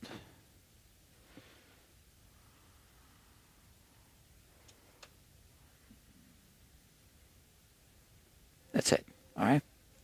Doesn't matter how much, just a slight back bow. And here, this is part of a what I call fret dressing, just to make sure that, yeah, so it's removing material from all the frets. Now, it's removing material in microns, so it's not really leveling down the frets in any significant way. Okay, and now what I want to do is, so my other switcher does not work, which means I need to fix this. Another technical issue.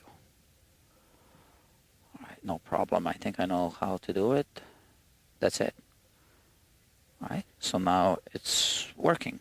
Yeah, that's it. All right. That was because I was using the scanner. Okay.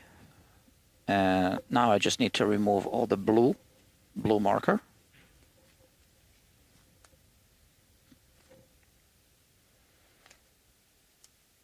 And then start polishing the frets.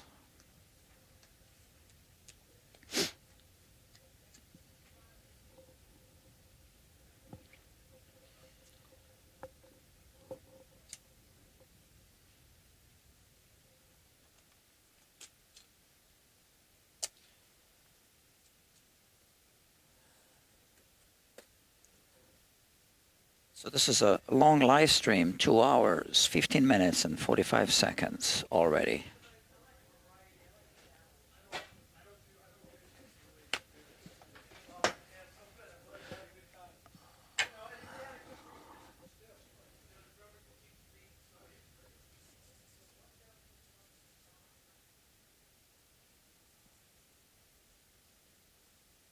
Okay. So this is just to remove all the blue marker.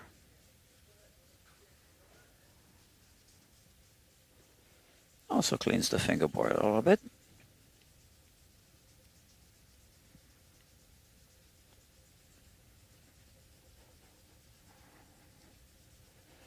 We're going to re-oil it so it dissolves the oils.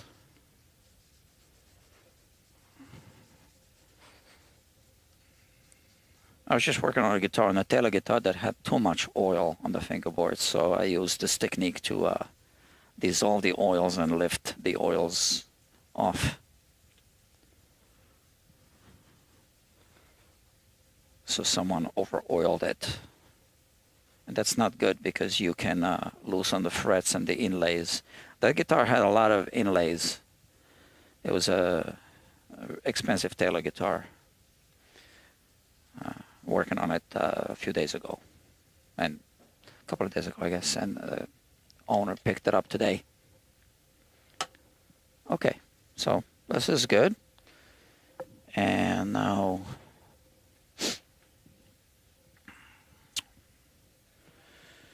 now we start polishing the frets. So which polishing technique am I going to use this time? I'm debating.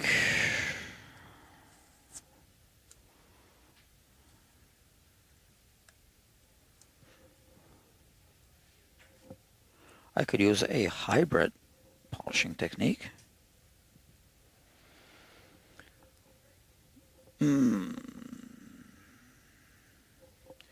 Let's use this one.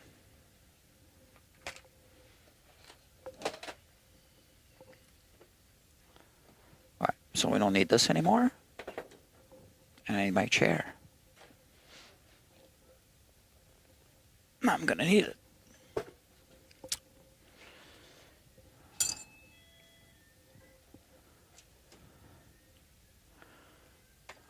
Okay, it's a bit of a mess in here. And yeah, okay. Should probably put some tape here.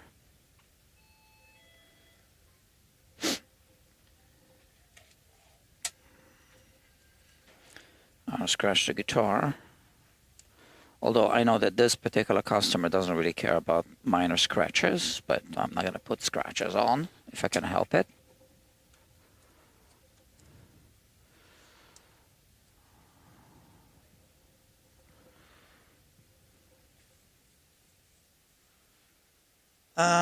Yeah. All right. Let's do it. Yeah.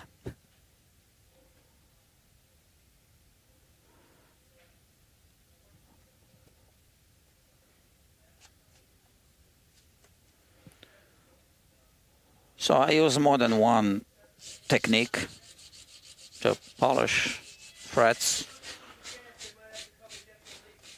Depends what mood I'm in. And it depends on the fingerboard and the condition of the frets. Here I'm deciding to use this one because I want to round off a little bit the fret ends as well. And this is going to improve the playing comfort of this guitar. This guitar doesn't have a binding, so Gibson guitar with binding would have, most of them would have fret nibs, which makes it very comfortable to hold the guitar, right? But this one has no binding, so I want to hit the fret ends like this.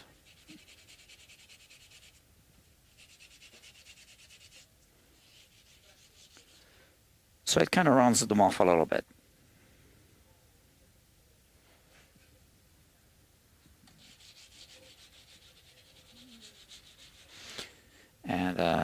as you can see, I'm tilting the polishing pad, micro mesh, and here, like this.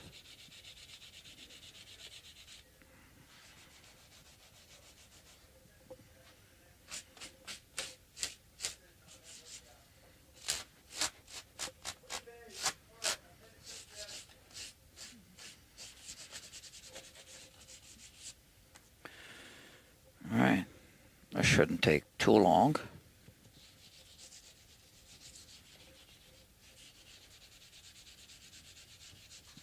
So they already feel rounded off.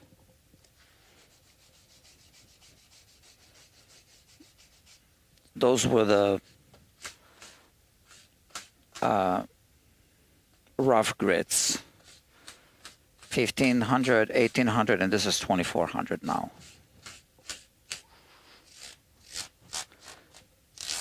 So that's already actually very, very fine, but you know, coarse in terms of what's in this package of 9 grits. Okay, so this grit now is 3200. You can barely feel anything. So this is just now scratch removal, really.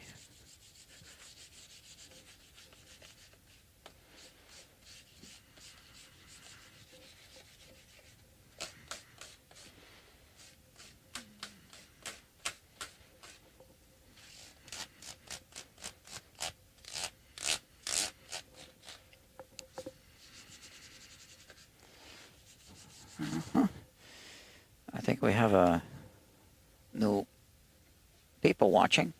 Okay. Yeah, I'm working on a Gibson J-45. If you just logged on, you missed some 3D scanning and some interesting stuff. You can watch the replay. It's gonna be worth your time.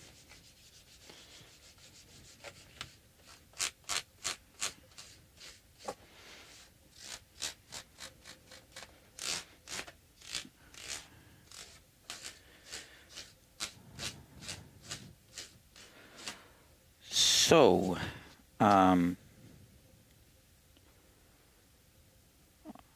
wonder what the scale length is on this one, according to this measurement.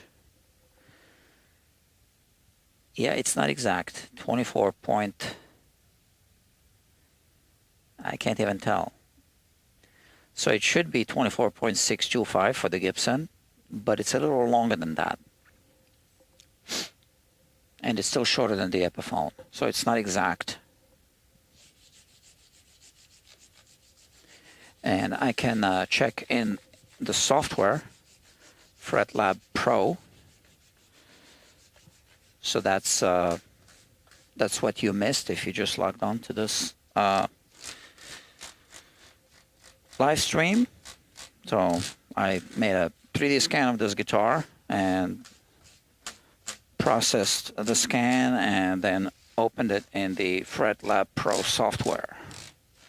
So FretLab Pro is only used here, nowhere else yet.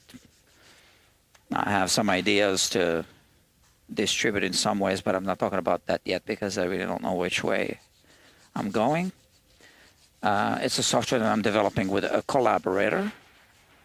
His name is Dr. Kevin Hausen, a retired research scientist from Boeing.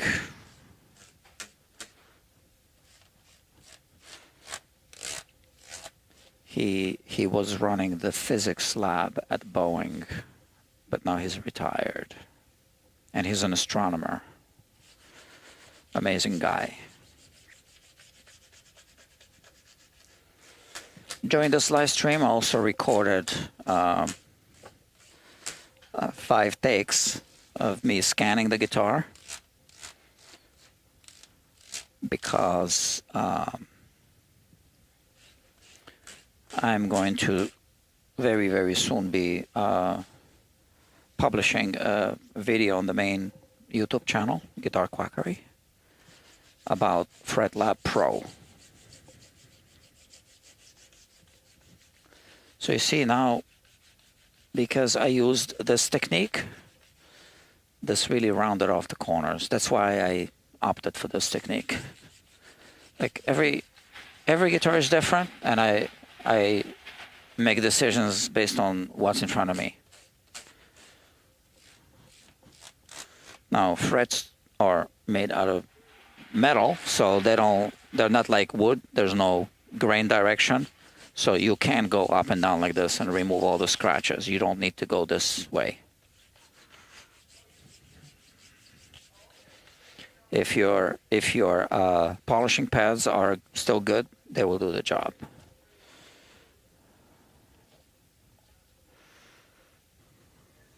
Okay, that's that.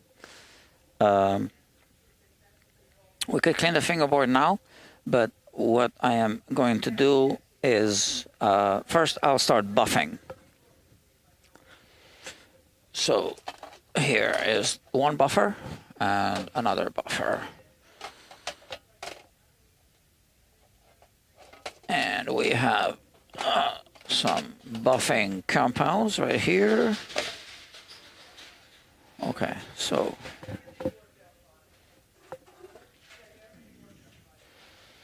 and a fret shield. So Gibson size. Okay, I have fret shields in different sizes for different scale lengths. This is the Gibson scale length. Now Gibson uses different scale lengths, but you know the most common one. Let's see how it fits.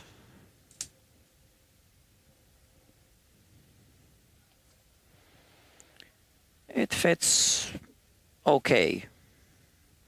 Now I can see that it's not matching everywhere. And that's because the scale length of the actual fretboard is not exact as I measured, right? But I can also take measurements in the FretLab Pro software, and it'll tell me exactly what that is. So just a moment.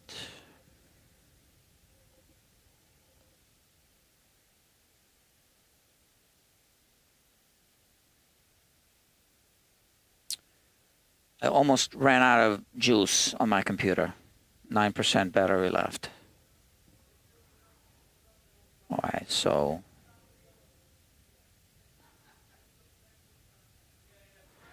I need to quit some apps. Let me just do that.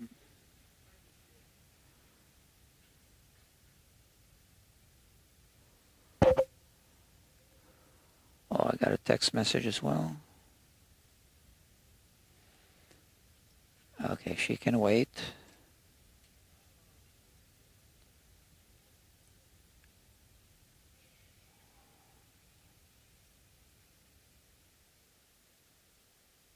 Okay.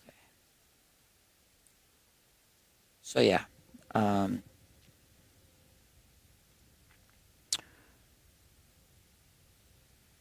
According to the software, the scale length is 24.597 inches.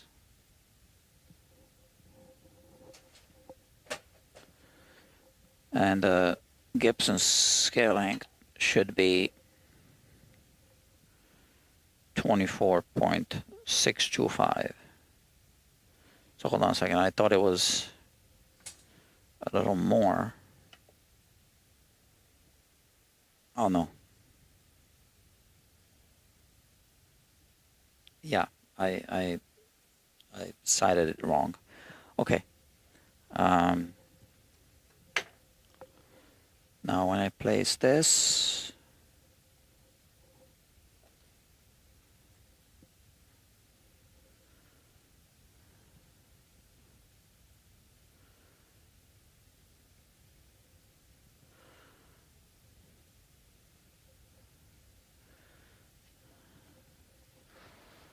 so yeah, all the frets are not exactly in the right places if I trust the fret shield. slots. I don't know. All right. Let's see.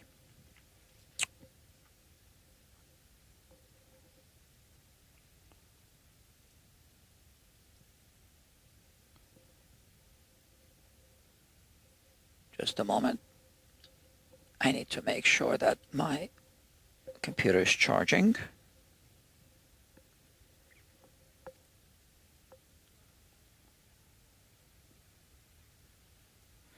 I gotta quit some apps here. Okay, so now I will be. You know what? I should quit the FretLab Pro software as well. Let me save it, save the project, and I'll quit it.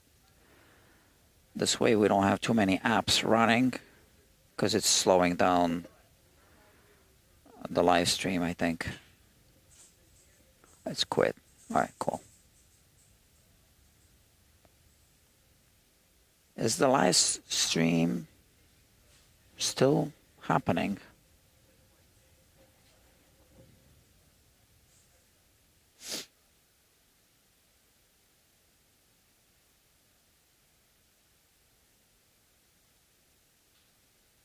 Just a moment.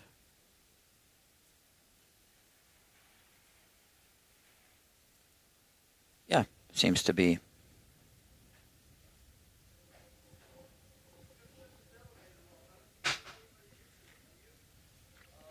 Okay, so now I'm going to buff the frets.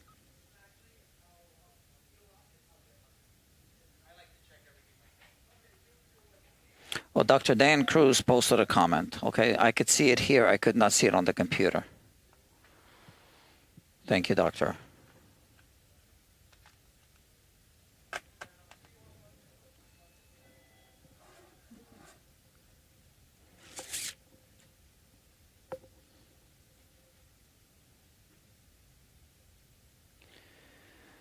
I'm going to finish this guitar, and then I'll go home. I'm going to edit the video for the main YouTube channel. I will try to do it. Today is Saturday, I think, yeah.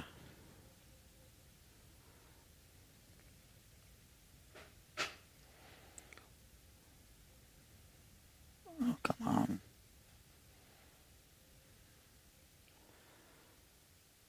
Today I got a thank you note from a customer. Second one.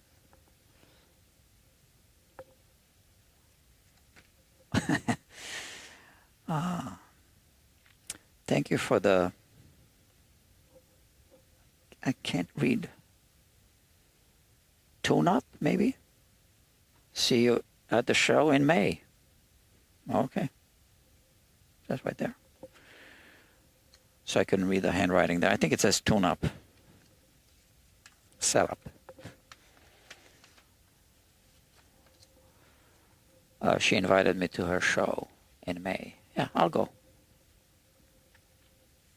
It's the second card that I got from the same customer.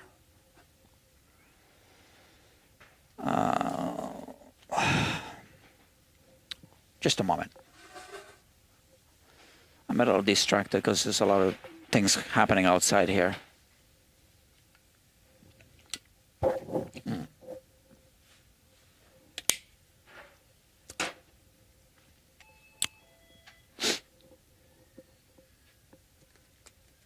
I'm going to put the glove on the other hand.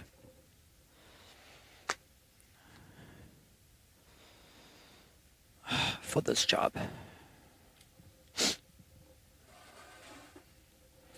All right, let's do it.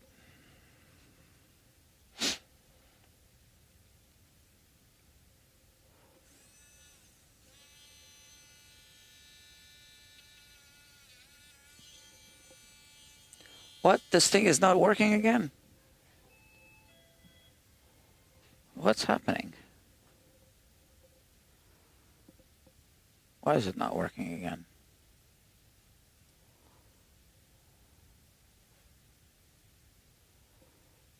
Okay. Work.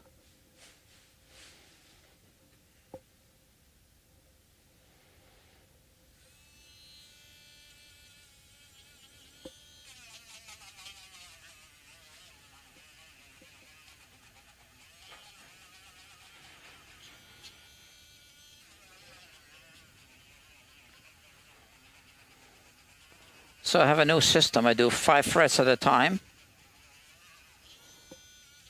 with one compound, and then I stop the machine so it doesn't overheat, and then I do the 5 frets with a finishing compound.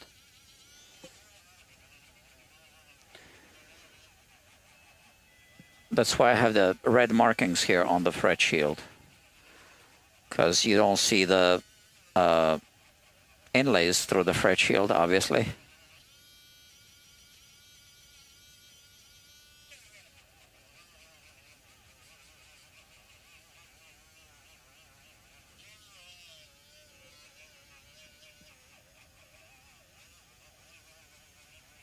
Okay. You see, otherwise it overheats the motor. And I already lost one of those things because it overheated.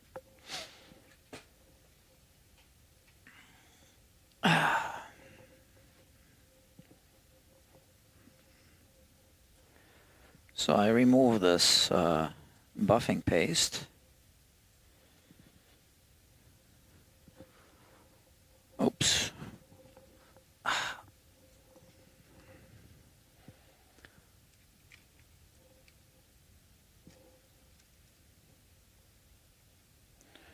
So that I can put the other one here.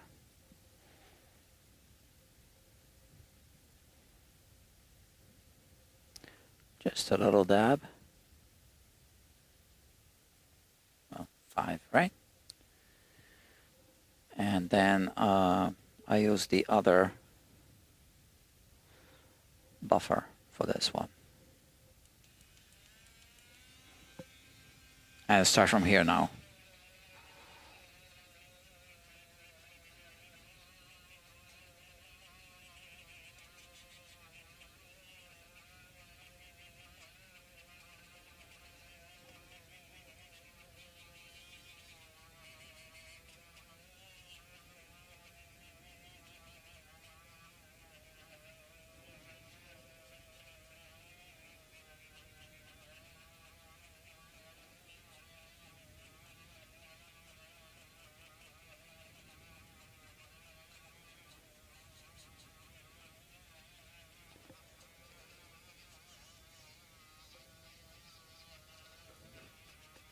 Okay.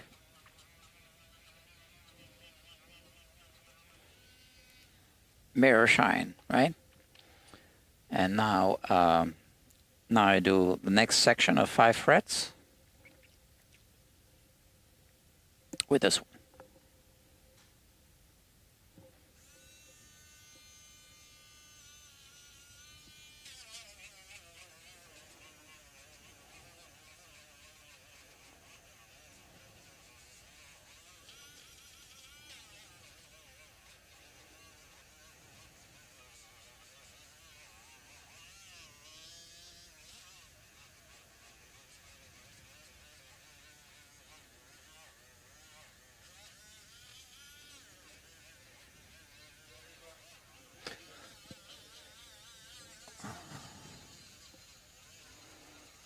Okay.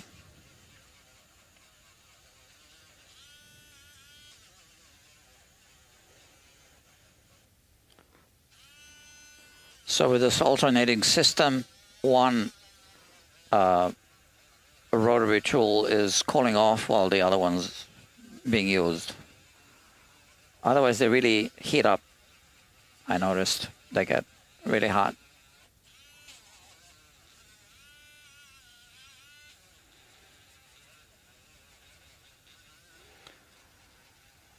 That's because those are the battery-powered ones. So the one that runs with on AC, you know, is more robust. And I have it. I just don't like the cord. I like cordless.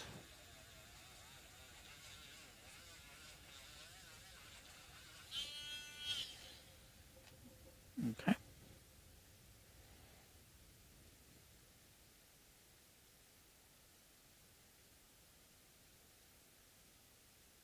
Still have some buffing paste.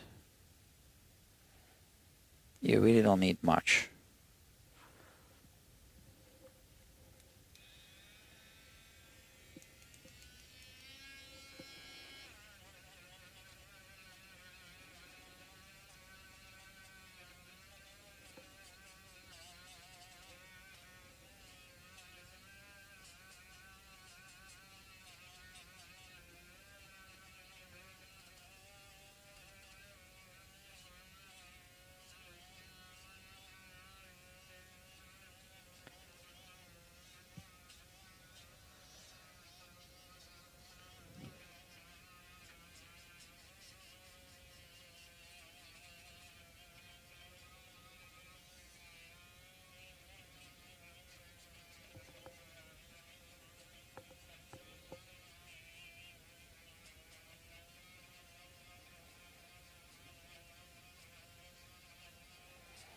Okay, this is it. Now next section of 5 frets, we have a red mark here, and then there's 5 frets left after that. Perfect.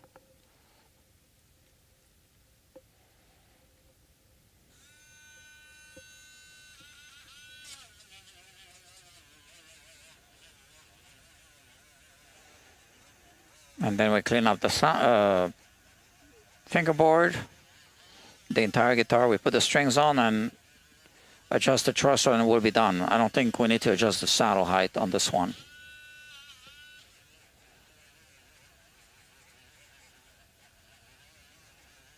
I promised this guy that I would do this guitar today because he was waiting a long time for the other one. So that was the Gibson L00 that's been here for like a, you know, a repair service. More than one repair. I had to make a new bridge for the other guitar. So those things take forever.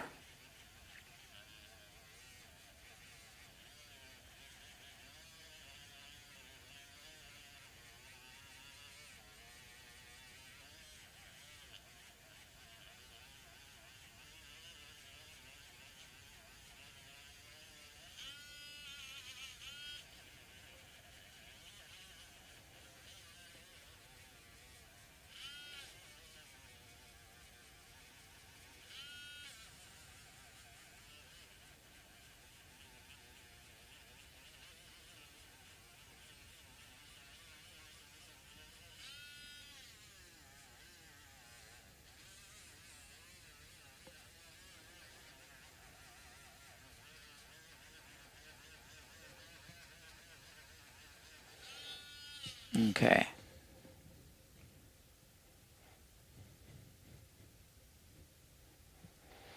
I'm just removing this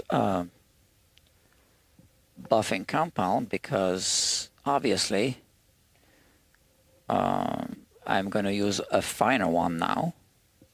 So I don't want to mix the two.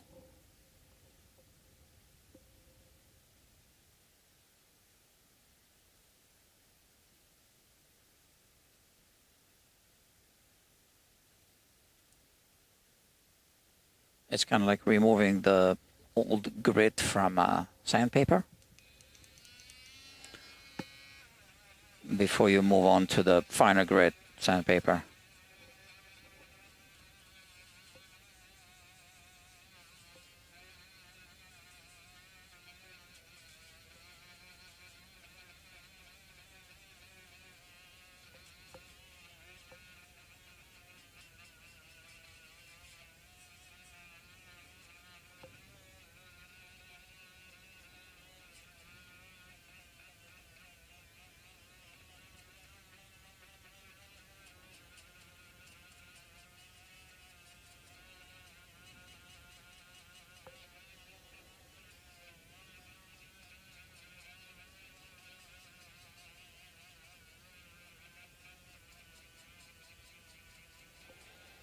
Okay, nice and shiny.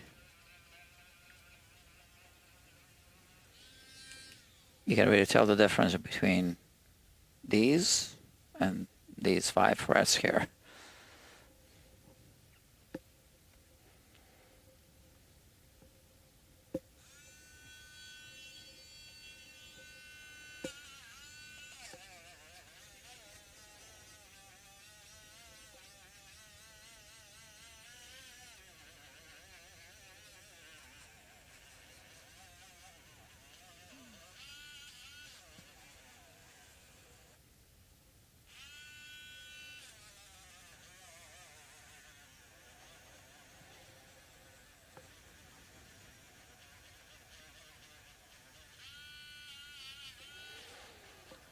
I've already done a lot of fret polishing on this channel. I don't see the point of narrating every one of them too much.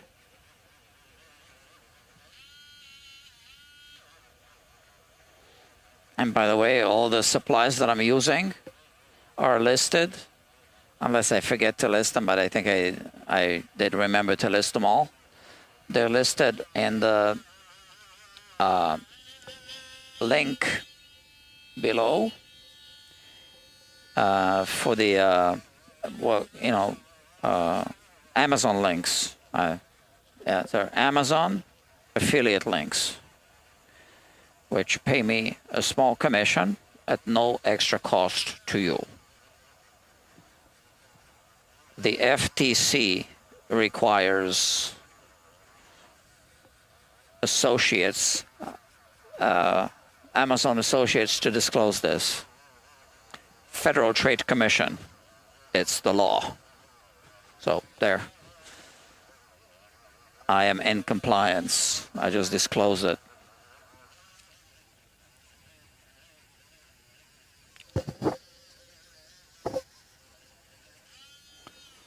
Those who do not disclose this fully are in violation of federal law.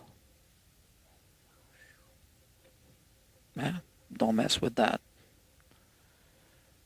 Could get you in trouble.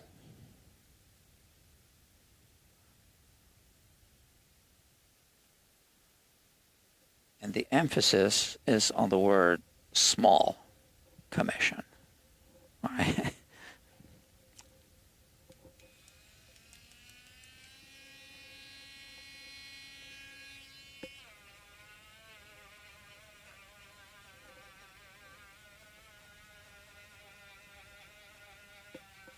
Oh.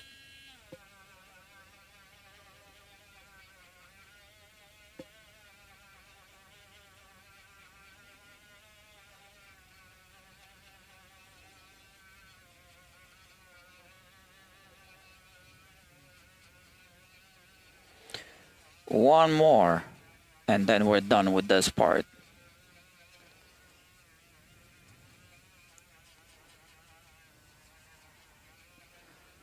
Okay. Turn it off.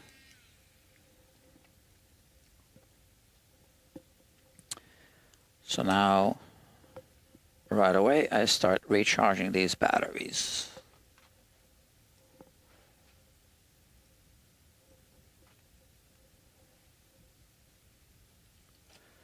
So hopefully the batteries will be charged by the time I leave.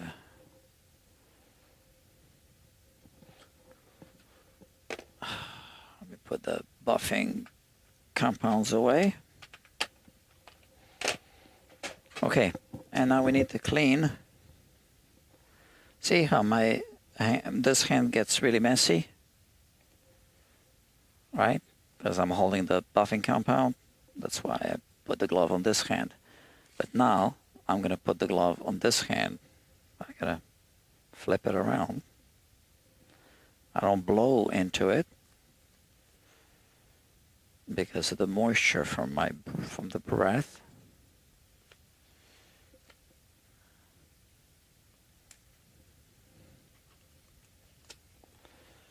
It's 9 p.m. already.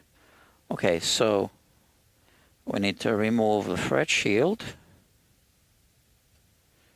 and clean the fretboard.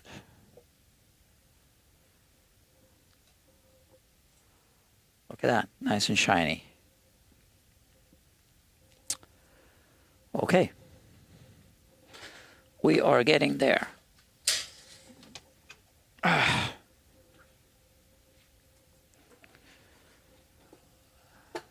Everybody left. Okay, let's clean the fretboard. Where are the paper towels here? So, I'm using a toxic chemical.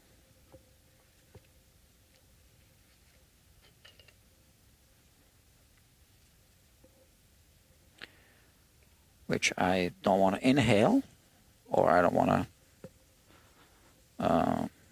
spill over my skin. Okay, see? Especially from here.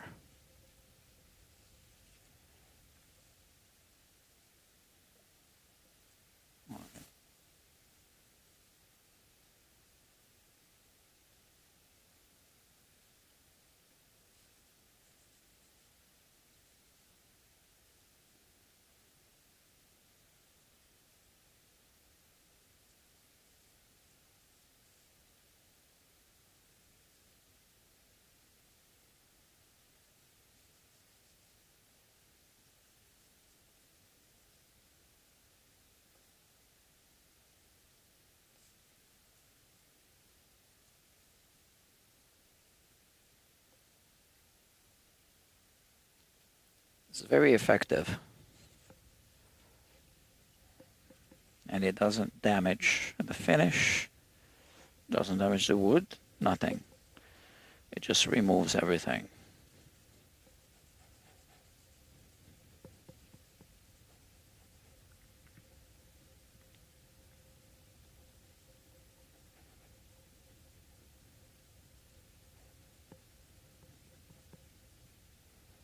Okay.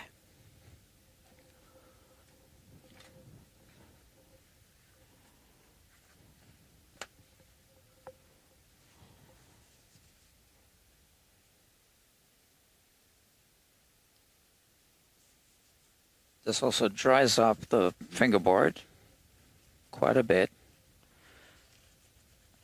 because it dissolves any oils that are there, and then, you know, you wipe it away. So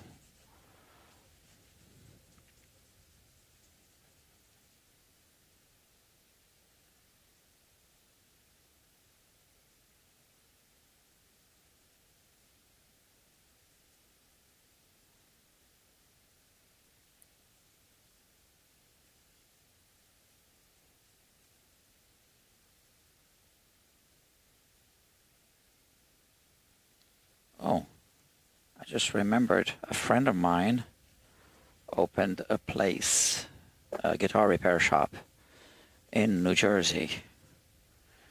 Gotta check on him. Send him a text message.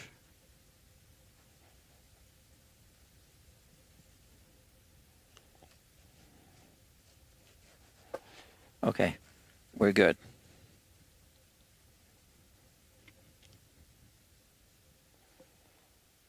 We're good.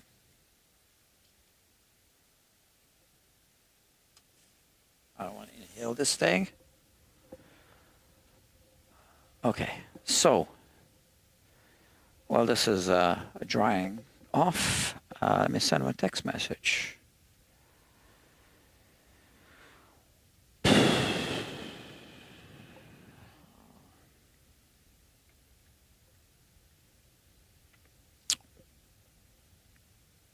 There he is.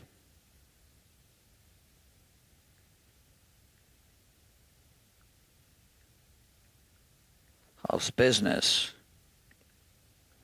Comma, doctor. Question mark. Okay, let's see what he says. And this customer, GS Mini, big crack on the neck.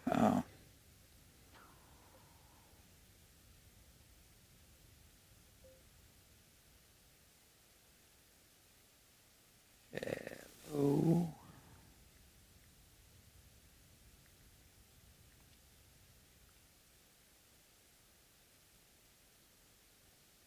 Could you please send me 2 or 3 clear pictures that show the damage? Thank you very much.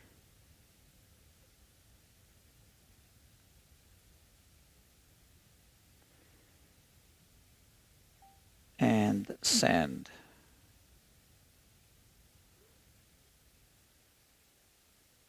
All right. Okay, this is all dry now. Now we can remove this. Oh no, not yet, because I want to oil it. So, sometimes I use coconut oil, but lately I've actually been really liking this Dunlop fretboard oil, ultimate lemon oil. It's not lemon oil, but I don't know why they call it that. But yeah, I like it because you can just spray a little bit. I don't want to get it on the headstock because I have to clean it.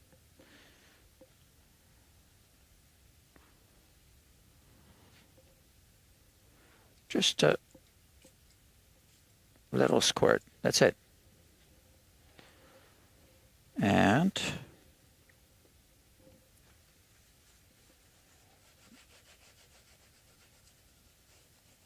never too much.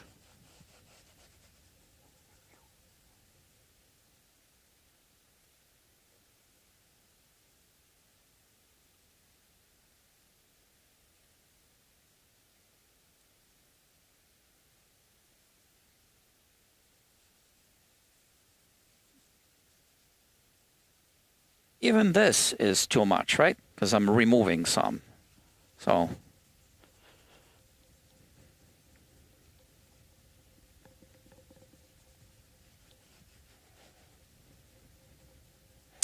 basically, you don't want to soften up the end grain of the wood in the fret slots because you are going to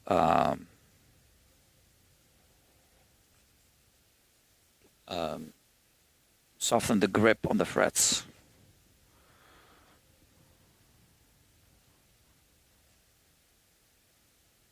Okay. And now I can clean each fret separately.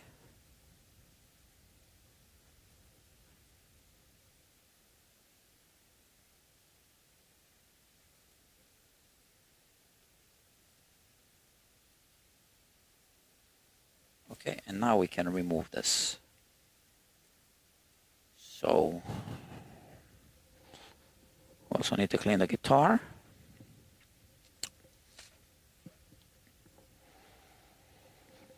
We're almost done. We're going to lubricate the nut.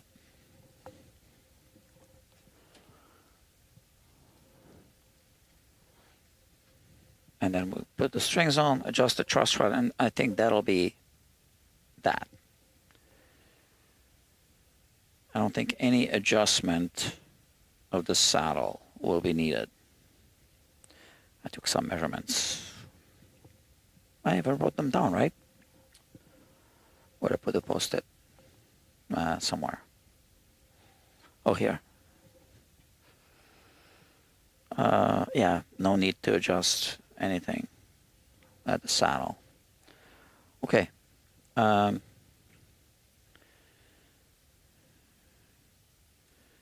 Okay, the toners are fine.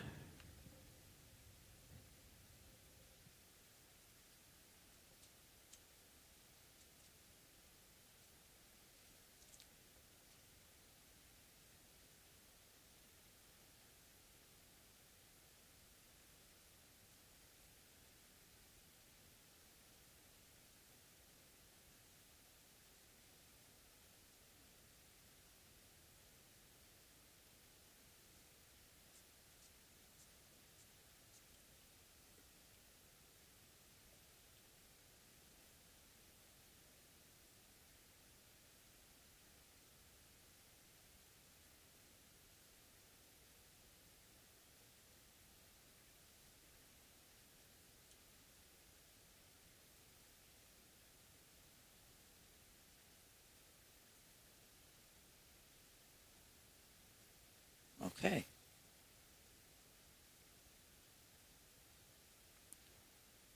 This guitar is good. Some Gibson guitars have some issues. Acoustic guitars, Gibson acoustics, that I wasn't seeing here.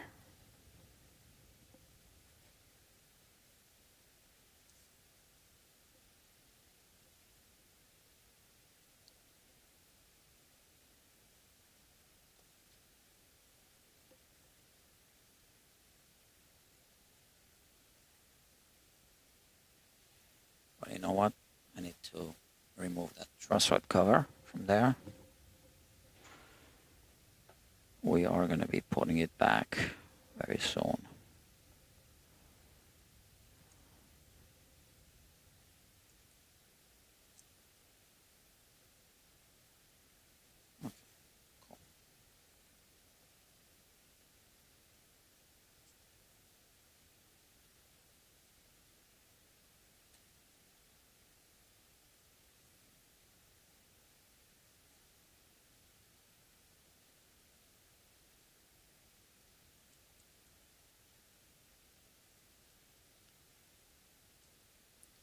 All Gibson guitars made in the past, I don't know, quite a few years have a slightly or sometimes severely overset neck.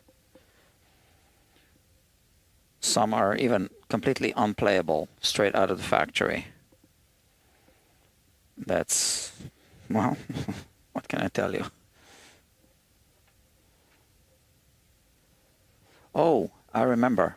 He wanted me to fix something here, which I'm not going to charge for because it's a minor thing.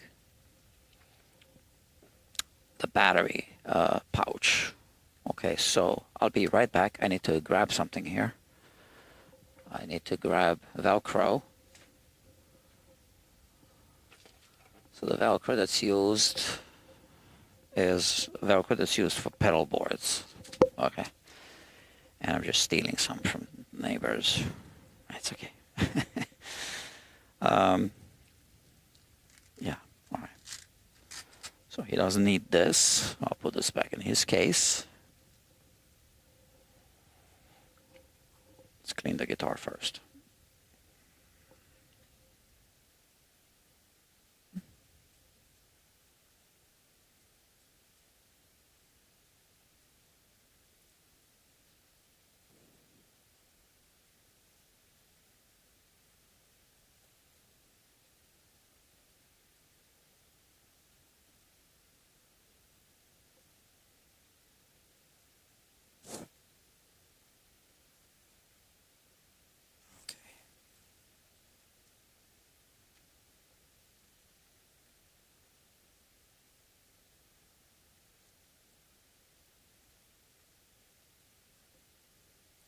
So his guitars are a little bit banged up. Just natural wear and tear.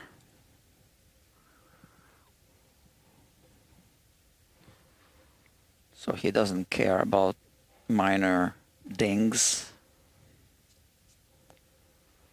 That's better for me. I don't need to worry if I bang it up a little bit. Not that that ever happens. Not here.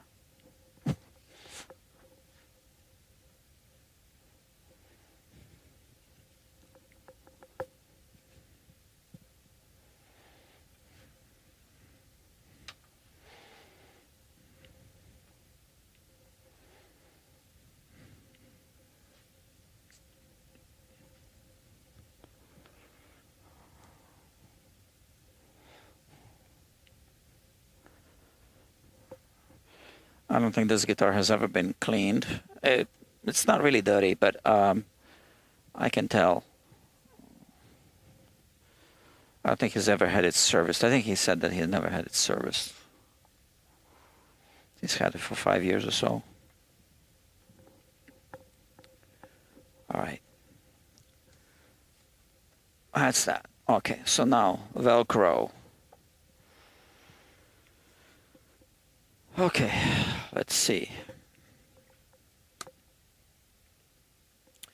So we have this battery compartment, and always careful with the watch not to damage the sound hole thingy. Surrounding area, this cut out, and we just need to put it here.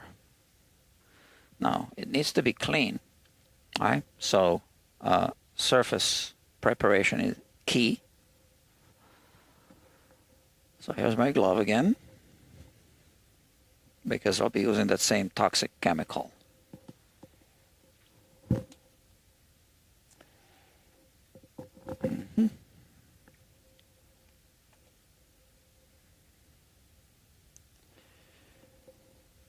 Okay.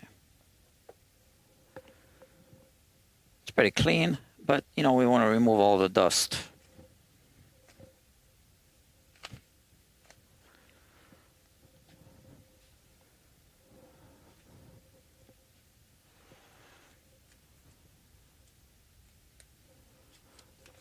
Okay.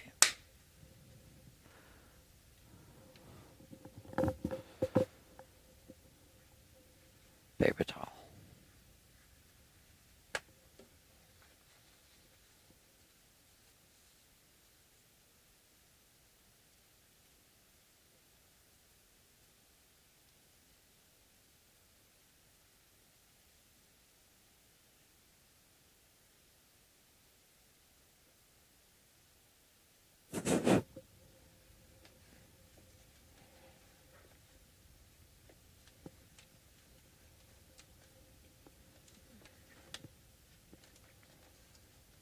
Let me see. A little bit. I'll show you. You see? So that's the dust I removed. Sawdust from the neck block. That's it.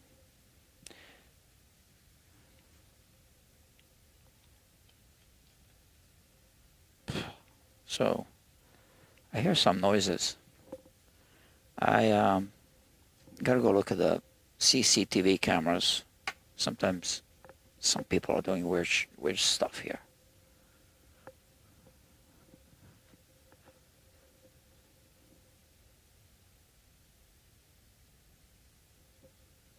I'll be right back.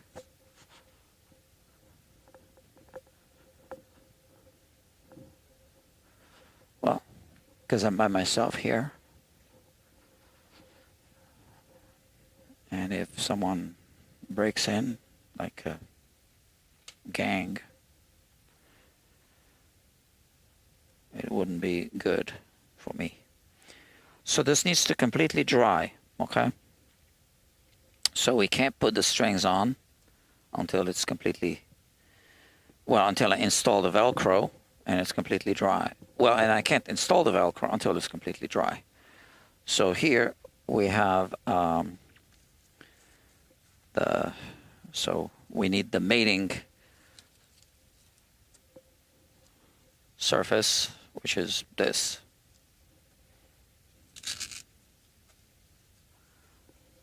About this much.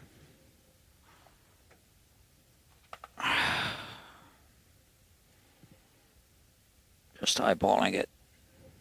That's about right.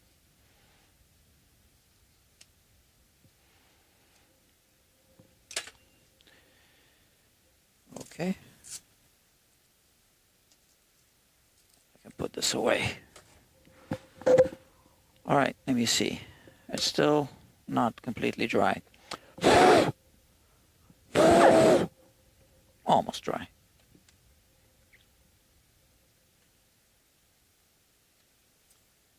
Now he says that the battery might be dead. And I don't think I have a battery to replace it with.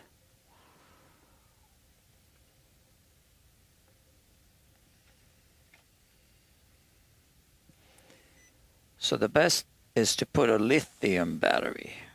Let me see. 9.22 volts, so it's not dead.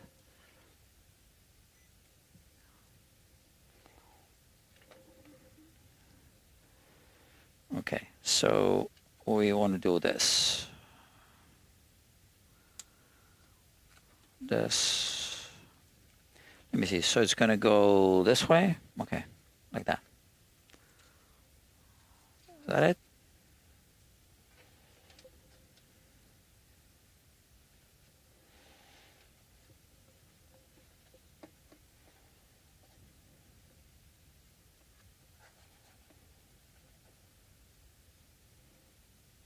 Always be careful with the watch. I already mentioned that before.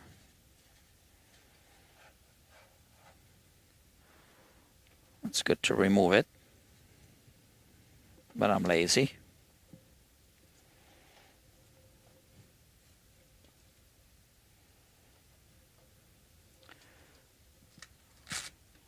Let's try it this way.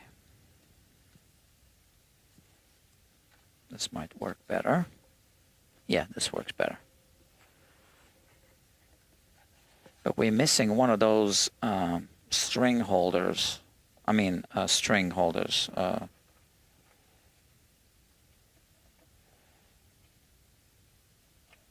Wire clips, whatever you call them. And I don't have any. I don't think I do.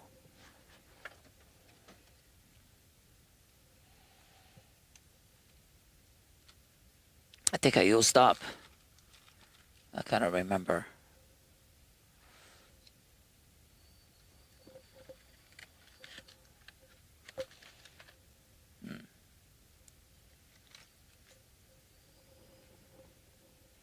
That's not the same thing. Okay. Now it's dry. Okay, so I don't need the glove.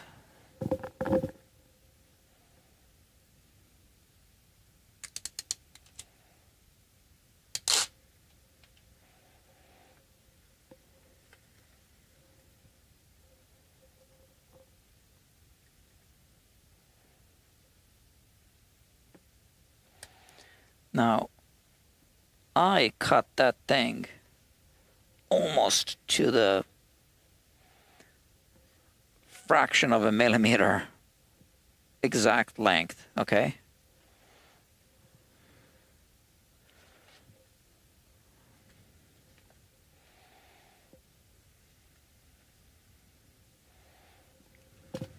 Okay, that's done.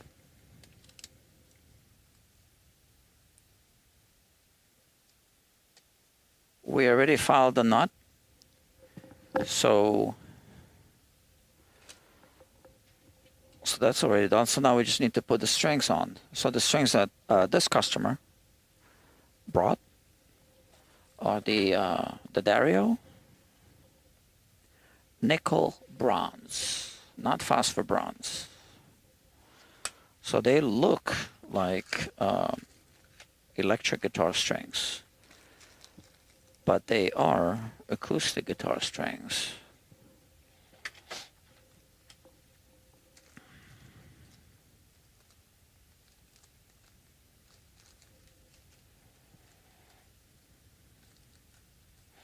I know this is a Ziploc bag, but I'm sometimes having trouble pulling the strings out. They get caught in that zipper.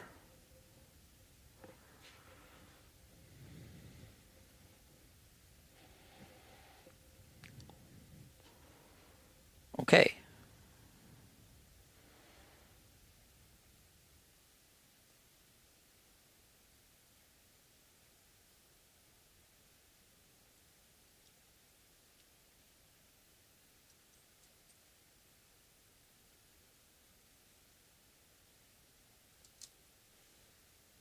I'm going to lubricate the nut quickly.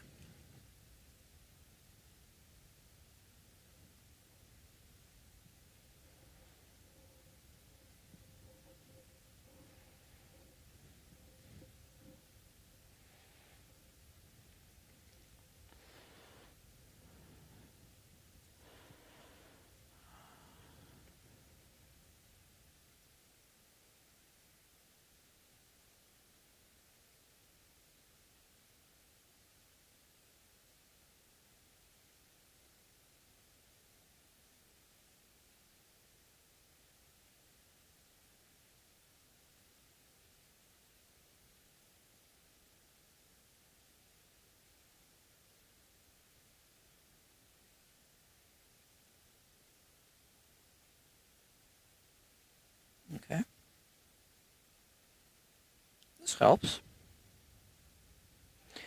You don't need to lubricate the saddle. They recommend that you do. I don't see why. So, I don't believe it. Not on a guitar like this.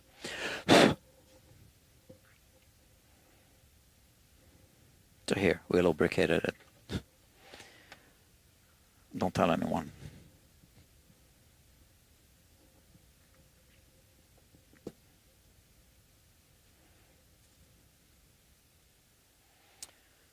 So sometimes I like to do this, just bend it a little bit like this, not too much, so that it goes in the right place.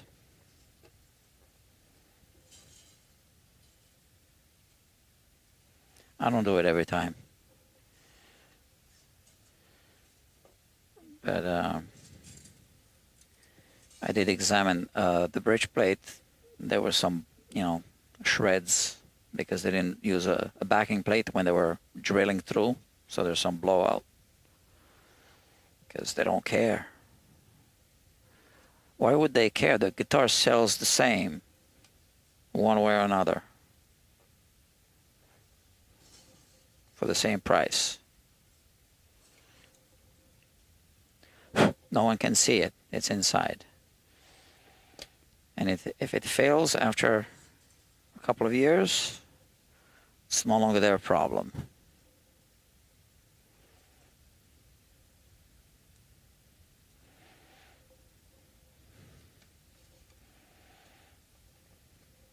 The owner could get it fixed somewhere. They'll say, you didn't take care of your guitar. Yep. Okay.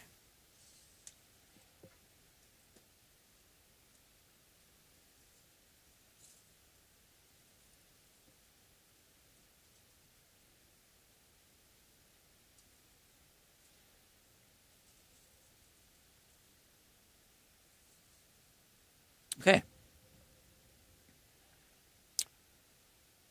So let's put the strings on.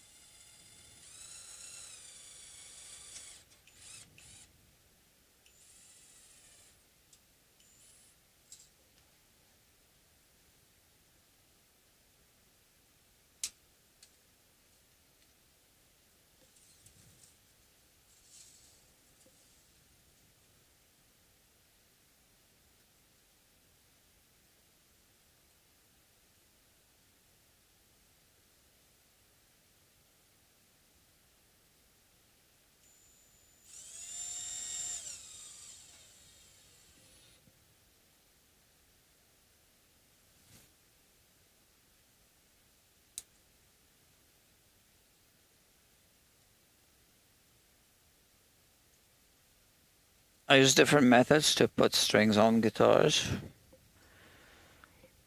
depending on what kind of tuners they are, how much they stick out, break angle, what kind of nut, what kind of guitar.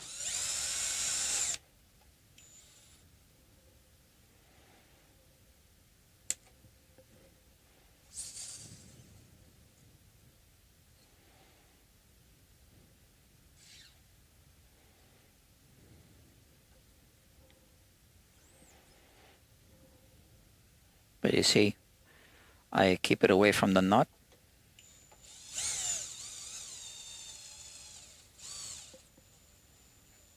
And then I drop it in.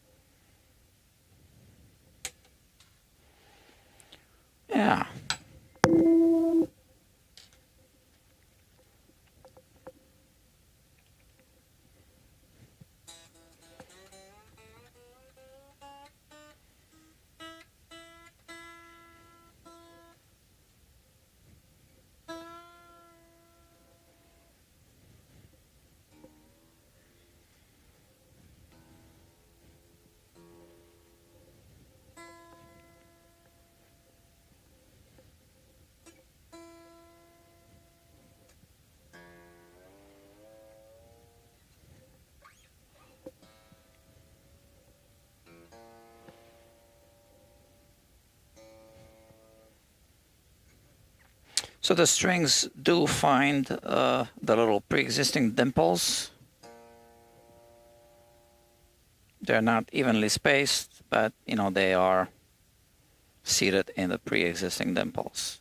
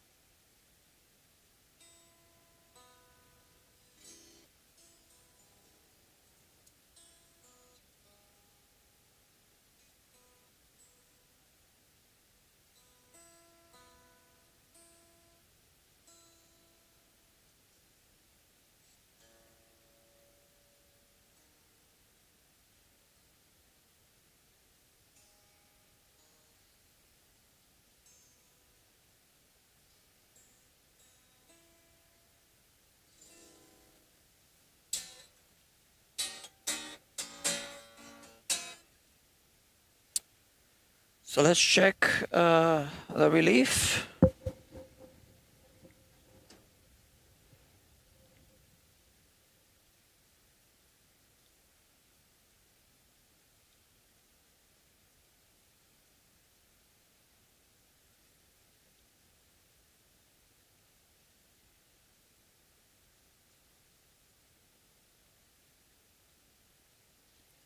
Checking the nut. I already filed the nut, right? That's at the beginning of this live stream.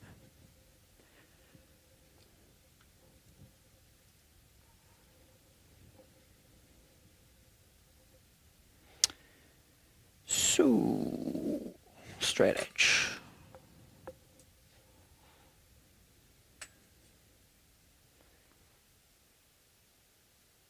So we have a somewhat of a differential relief. So it's a bit too tight, the truss rod. Where I put the here.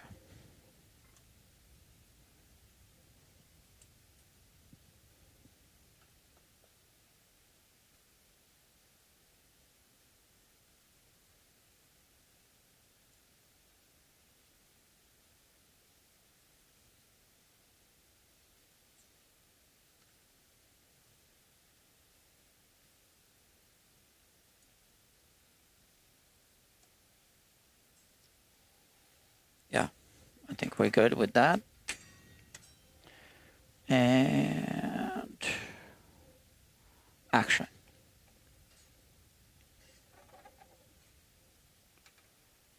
Just double checking here. Perfect. All right.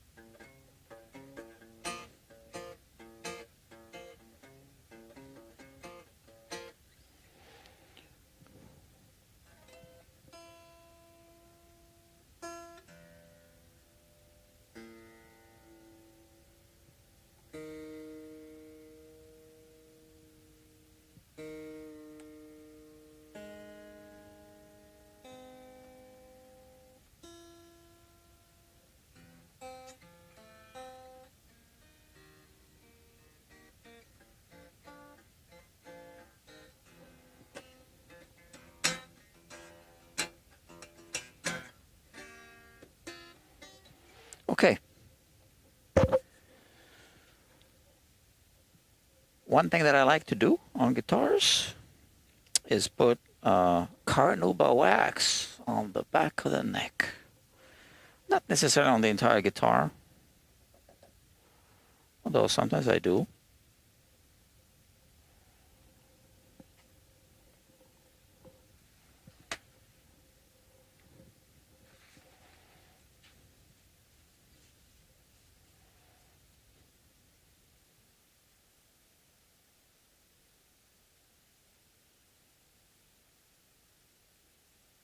This makes the neck really slippery. And we can put it on the entire guitar.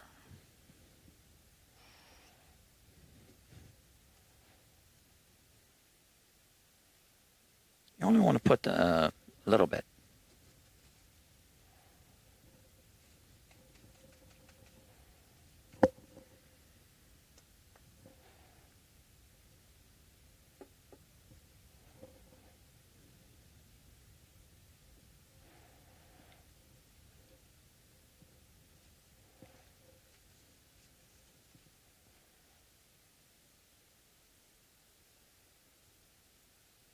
Because we'll remove most of it.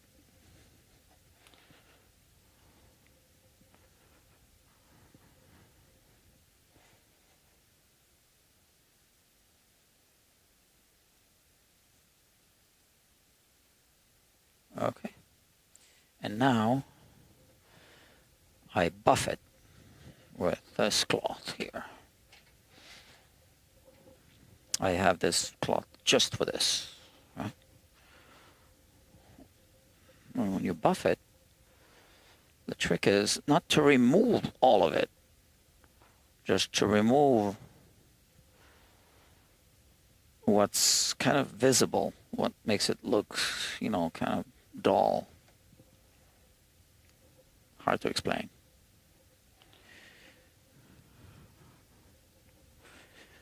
And you want to hold it lightly.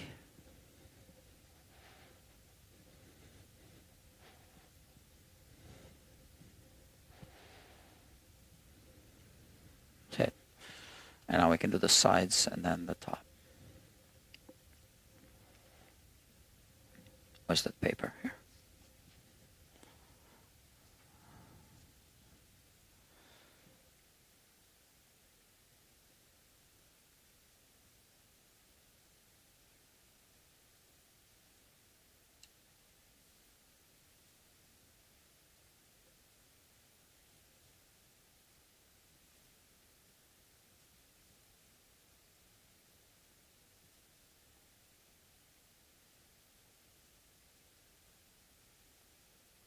But on the neck, it really feels like, you know, like you really polished the neck. Well, which you did. You polished and buffed, right?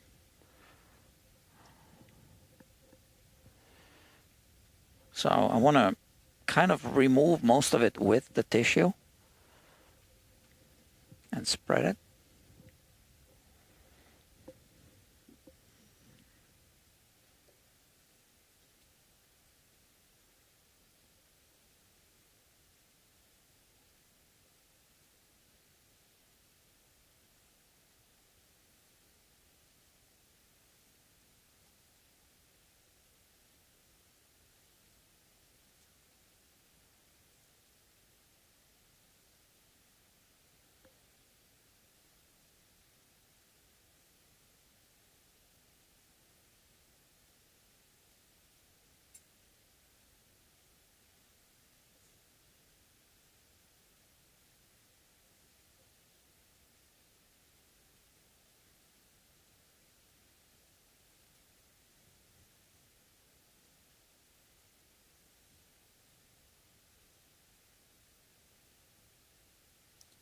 Yeah, so this microfiber cloth is only used for this, not for any other work.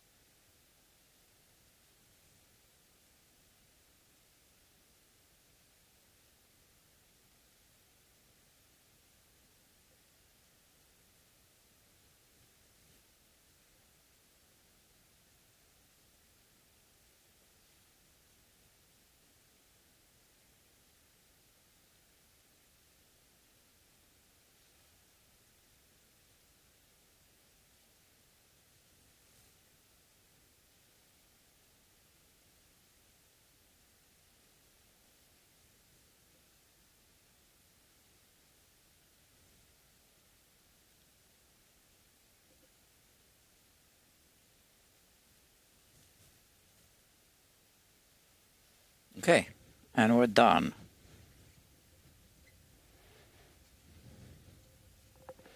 Almost. I need to put the tripod cover back. Test the electronics.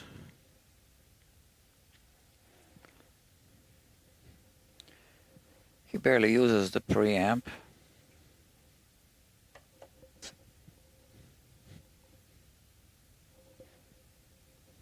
That's what he says.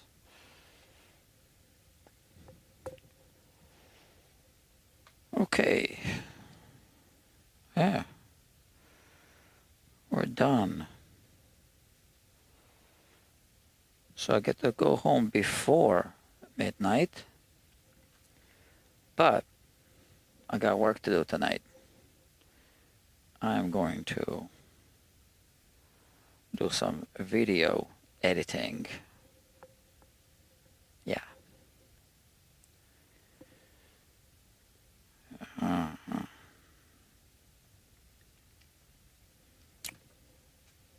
Okay, check this out.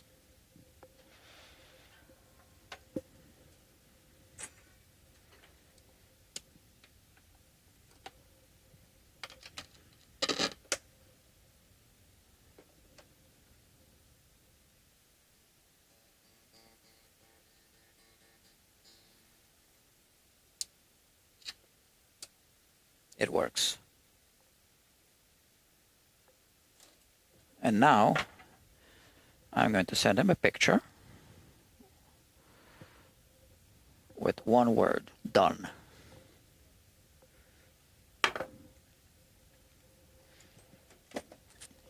So this is kind of my business card. Well, I mean, I do have actual business cards. I have them. But it's a digital business card. What I do is I'll show you. Let me clean up a little bit first.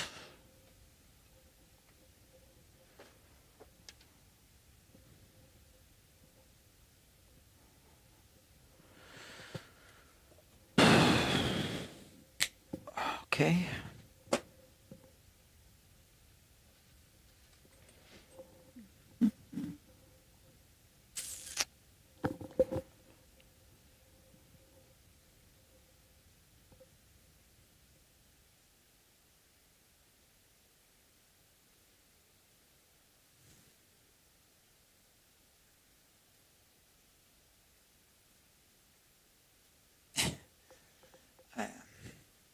You know, I'm looking at this piece of wood.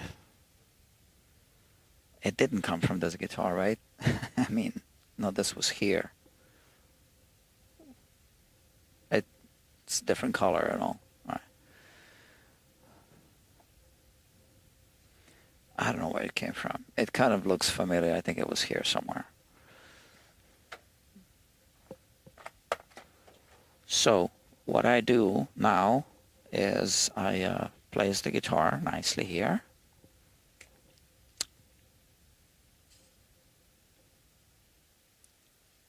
Like this. And then maybe the microscope, because we did use it for this job.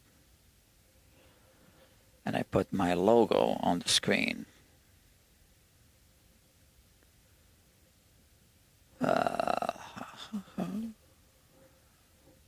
Like that.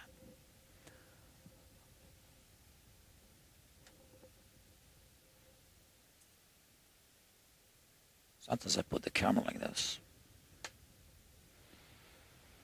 If we were live streaming. And then I take a picture. 2 phone calls. Who called?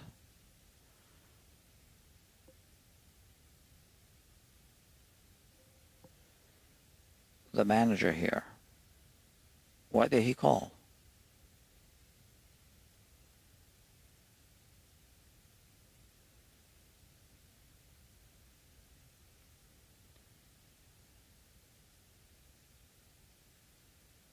Can you do me a favor? So he also sent a text and check the freight door upstairs to make sure it's closed all the way. No problem. Okay, no problem. And I take a picture.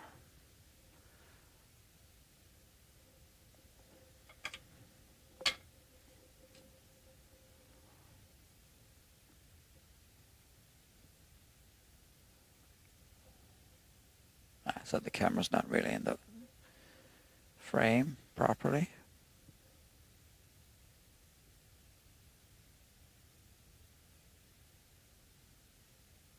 So this is a repeat customer, but for, you know, anyone, I like to send a picture like this where oh, come on, please. Okay, autofocus.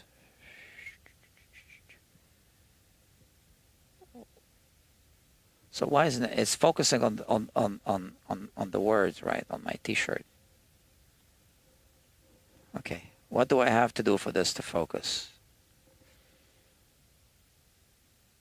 That's it. So there's it says guitar quackery right there. Yeah, it wants to focus on my eyes, right? And the guitar. So what I do is I like to send a text message to customers that says done or all done, 2 words. How about that? All done. All done. And then I send. And, you know, so it documents when the job was done. And I save that, obviously. And they get a picture that says guitar quackery. So now some people, they show it to their friends. They talk about the guitar. Oh, look, you know, I got the guitar done. Oh, look. And he even sent me a picture when it was done. And it says right there, the name of the shop. So that's an idea. So if you know, you run a shop and that helps you, you know, you can use the idea. I don't mind.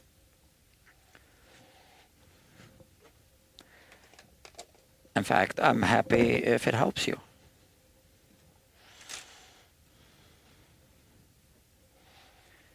And maybe you have some good ideas for me that I could use.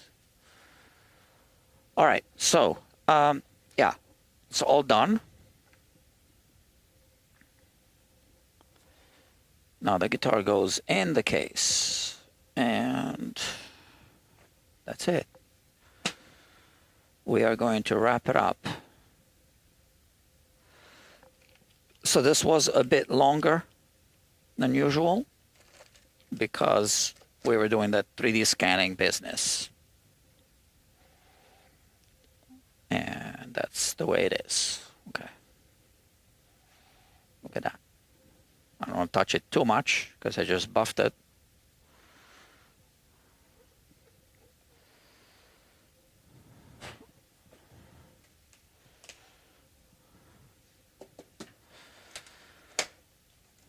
And then I take the work order and I stamp it when it's done with the date, 25th.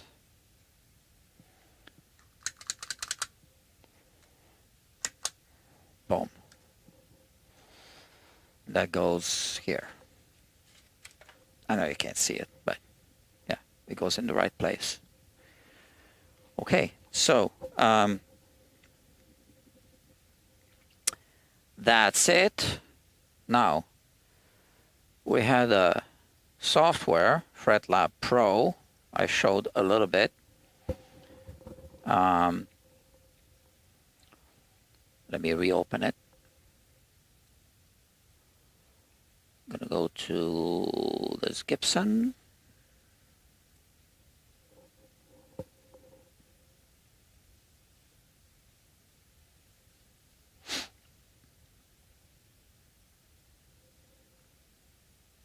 analyzer.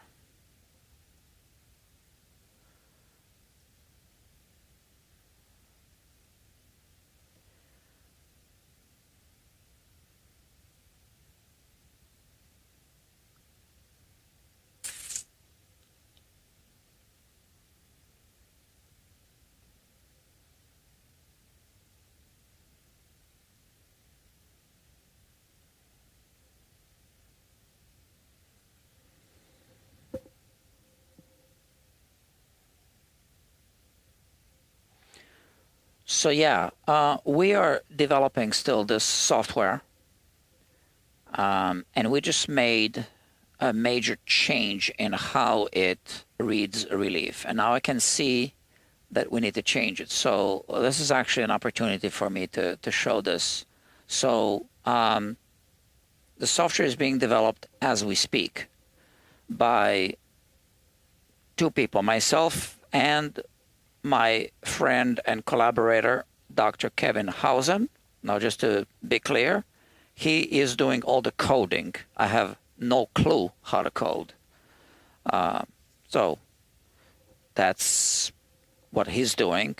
I am doing the creative part of the software, you know, kind of trying to figure out, try to make suggestions how the software should work internally, like how the brain should think through the things, the software brain. And I just made a suggestion how it should read the relief measurement. So I said, see, but I wasn't thinking through this. We don't know which one is going to be the lowest fret. So there's the neck, there's got a relief, right? We don't know which fret is going to be the lowest fret on a neck that has a relief. So I said, let the software find, so let it put a straight edge between two frets, two highest frets, right? Makes sense? And then find the lowest fret, the one with the most, that's at the highest distance from the virtual straight edge down to the fret. Okay? and read that as a relief measurement. So that sounded good. That actually sounds good. But I forgot about something.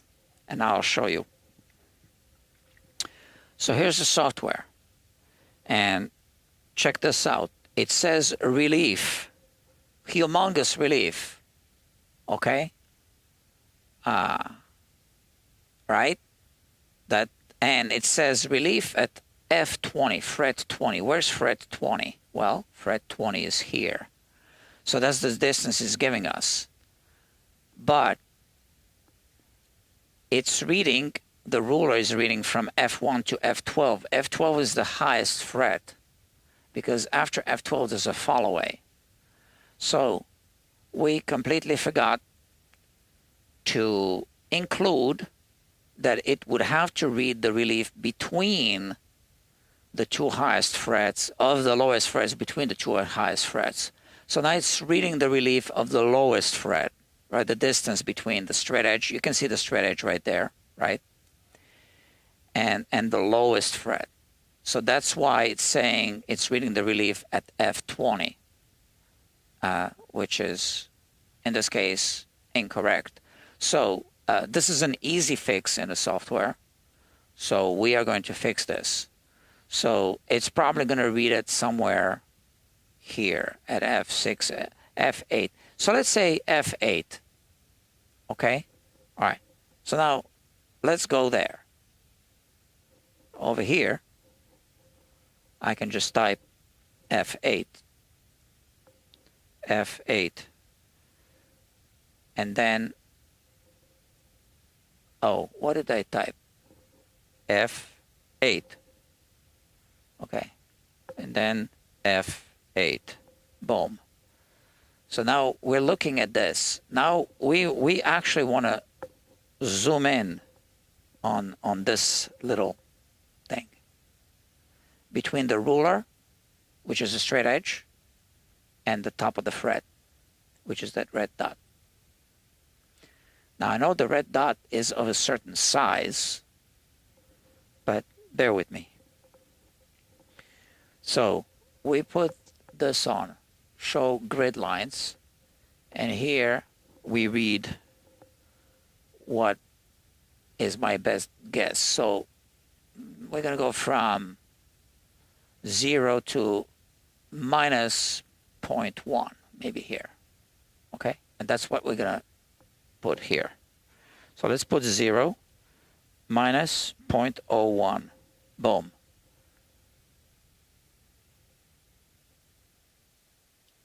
Oh, it's inverting it? How is that? Minus 0.01.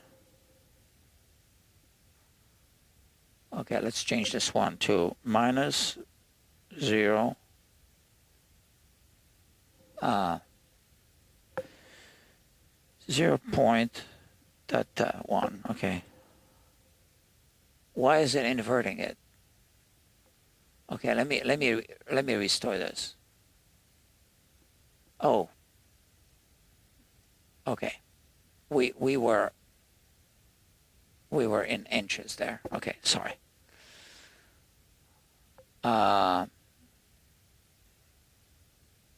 Show grid lines. Okay, so where are we here? Okay, let's do F8 again. Here. F8.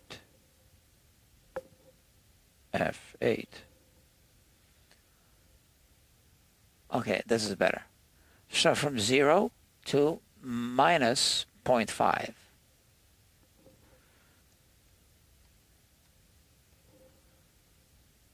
And it's inverting again. Okay, so that's a bug. Oh no, because I'm silly me. Minus 0.5 and 0. Okay, like that. All right. So that's not good enough. So we want to do minus 0.2. You see that? Minus 0.2. Try that. And then we're going to put on the top, we're going to put minus 0.1 instead of 0. Minus 0.1. Okay, so now this is stretching all that. So this on top, these dots, so there's something we're still working out, okay? So this is the theoretical fret top where it should perfectly be, right? So let's do the linear tool, measurement tool. And we can put this here where that red dot is. And let's leave this for now. And in this corner right there, we put this tool. And then we are going to measure this relief. So I guess that's the top of the fret. Look at that. No, we want this in inches.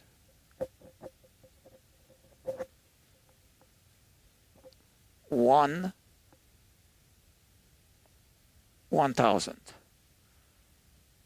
2 1,000ths. So that's the 8th fret. So now we got to look at the 8th fret to see what's going on there. Why is this dot under here? Why is it not here? And that we'll find out when we go here. And we go to the 8th fret.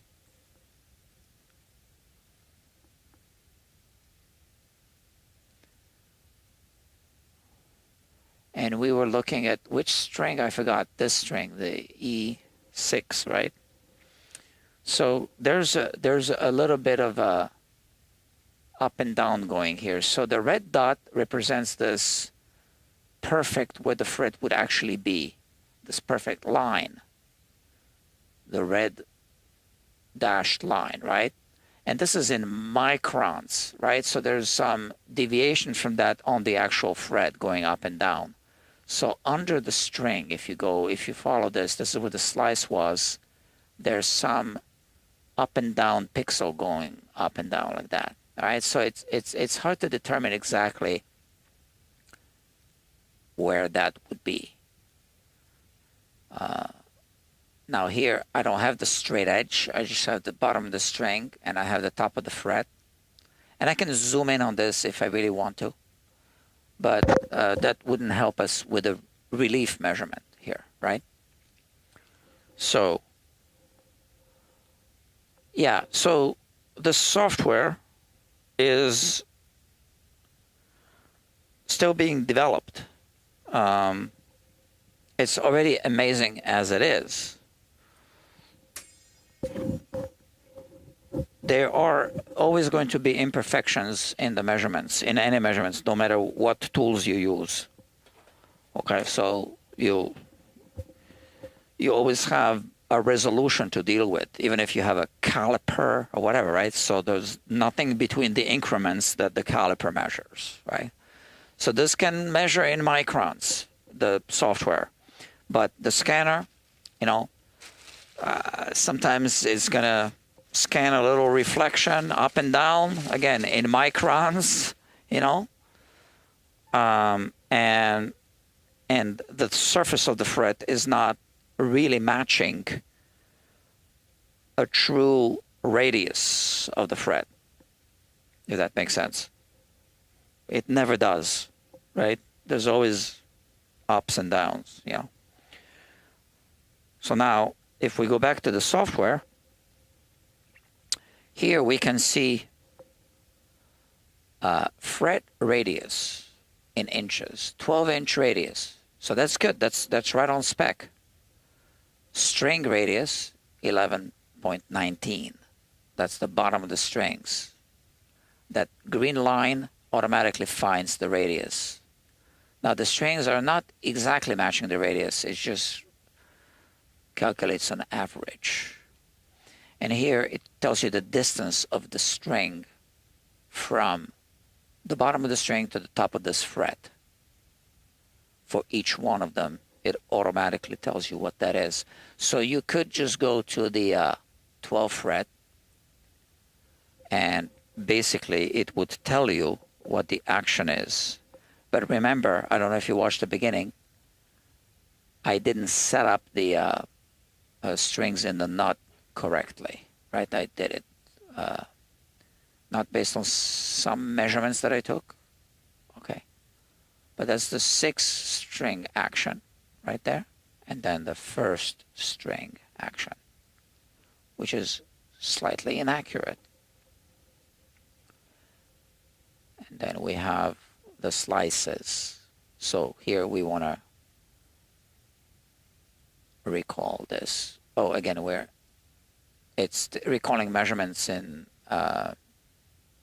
metric, but we were in inches. That's something else we need to fix. Okay.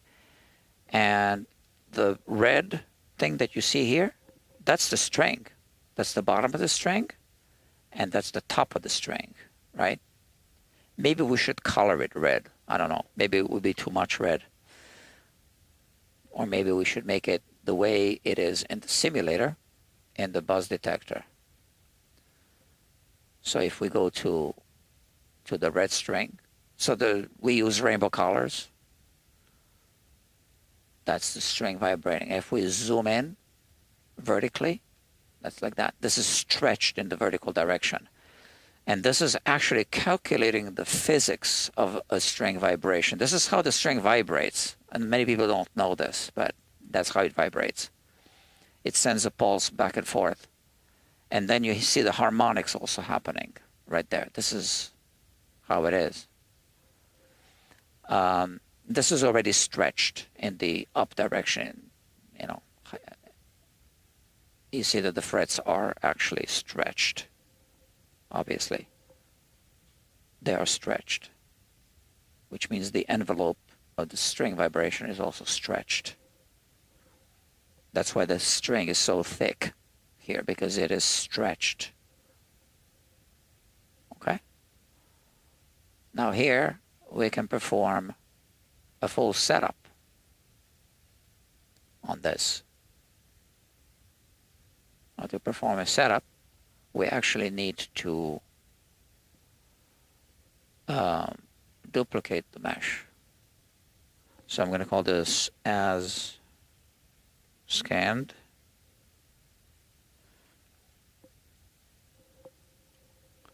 So this is a duplicate of the actual scanned mesh. And here is where I can actually do my nut relief measurements, enter them based on what I wrote. And now it will actually put them in those string slots in the same exact places where they were on the guitar. Okay? Because again, a scanner can sometimes not scan deep inside the nut, especially on the treble side. The high E string is, narrow, but could be very deep. So light just can't go all the way to the bottom and then bounce back to the scanner,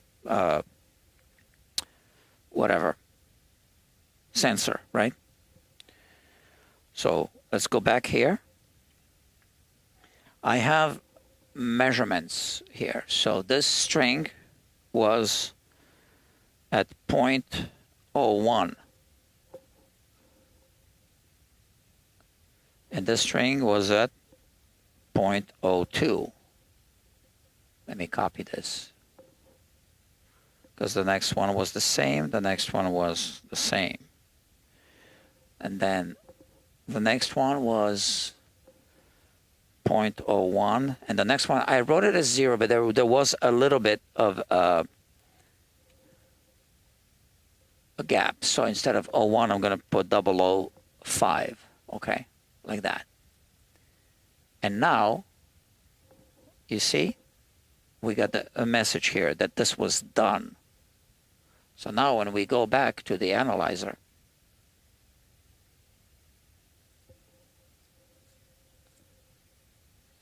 it's slowing down again. I got to save it, so it's saving it. Now we have two meshes, the one that's just a scan, and this is the new one, all right? Which had some adjustments. So now with the tap test, we have those exact measurements here that I just entered. 0.01 millimeters, 0.02, 0.02, 0.02 millimeters, 0.01. And this is also 0.01. I entered 0.005. But okay, that's the gap between the bottom of the string and the top of the fret. Now, the top of the fret is actually that red line, which you can barely see here. So if we go to another fret, let's go to the first fret, actually. So now, this is not the same as what we just looked at. This is the distance of the string from the bottom of the string to the top of the fret. But the tap test, which I'm going to click on now, is different. You push the string against the second fret and then measure the distance that remains over here, which you see over here. It's in microns. It's almost non-existent, but there is a small distance. Those dots represent like a capo or a finger pushing the string down. So now the string is suspended between the nut and the second fret, and there's a small gap that remains here, which is, here you can see, in millimeters, right? In inches, it shows as 0, almost. All right. So maybe we should add a decimal space to just put a number there. Okay. And here we have a neck twist analyzer. So how does this work? like this, we are looking at, so we are looking, imagine if you cast a shadow from the string onto the top of the fret, okay? And let's say that the string is infinitely small in diameter, right? So let me reset this. So you have that shadow, and now you take those points and you connect them with lines, which is what you see here. So the high E and low E should be aligning. The D and the G should be aligning, and the D and the G should be aligning here. The B and the A should be aligning here. Now there's a little bit of a tilt on the neck, which is why they're not aligning everywhere, but there's also more of a gap here than here. So there's not really a neck twist. There's a little bit of a differential relief, and it's not a completely symmetrical fretboard, right? So, okay.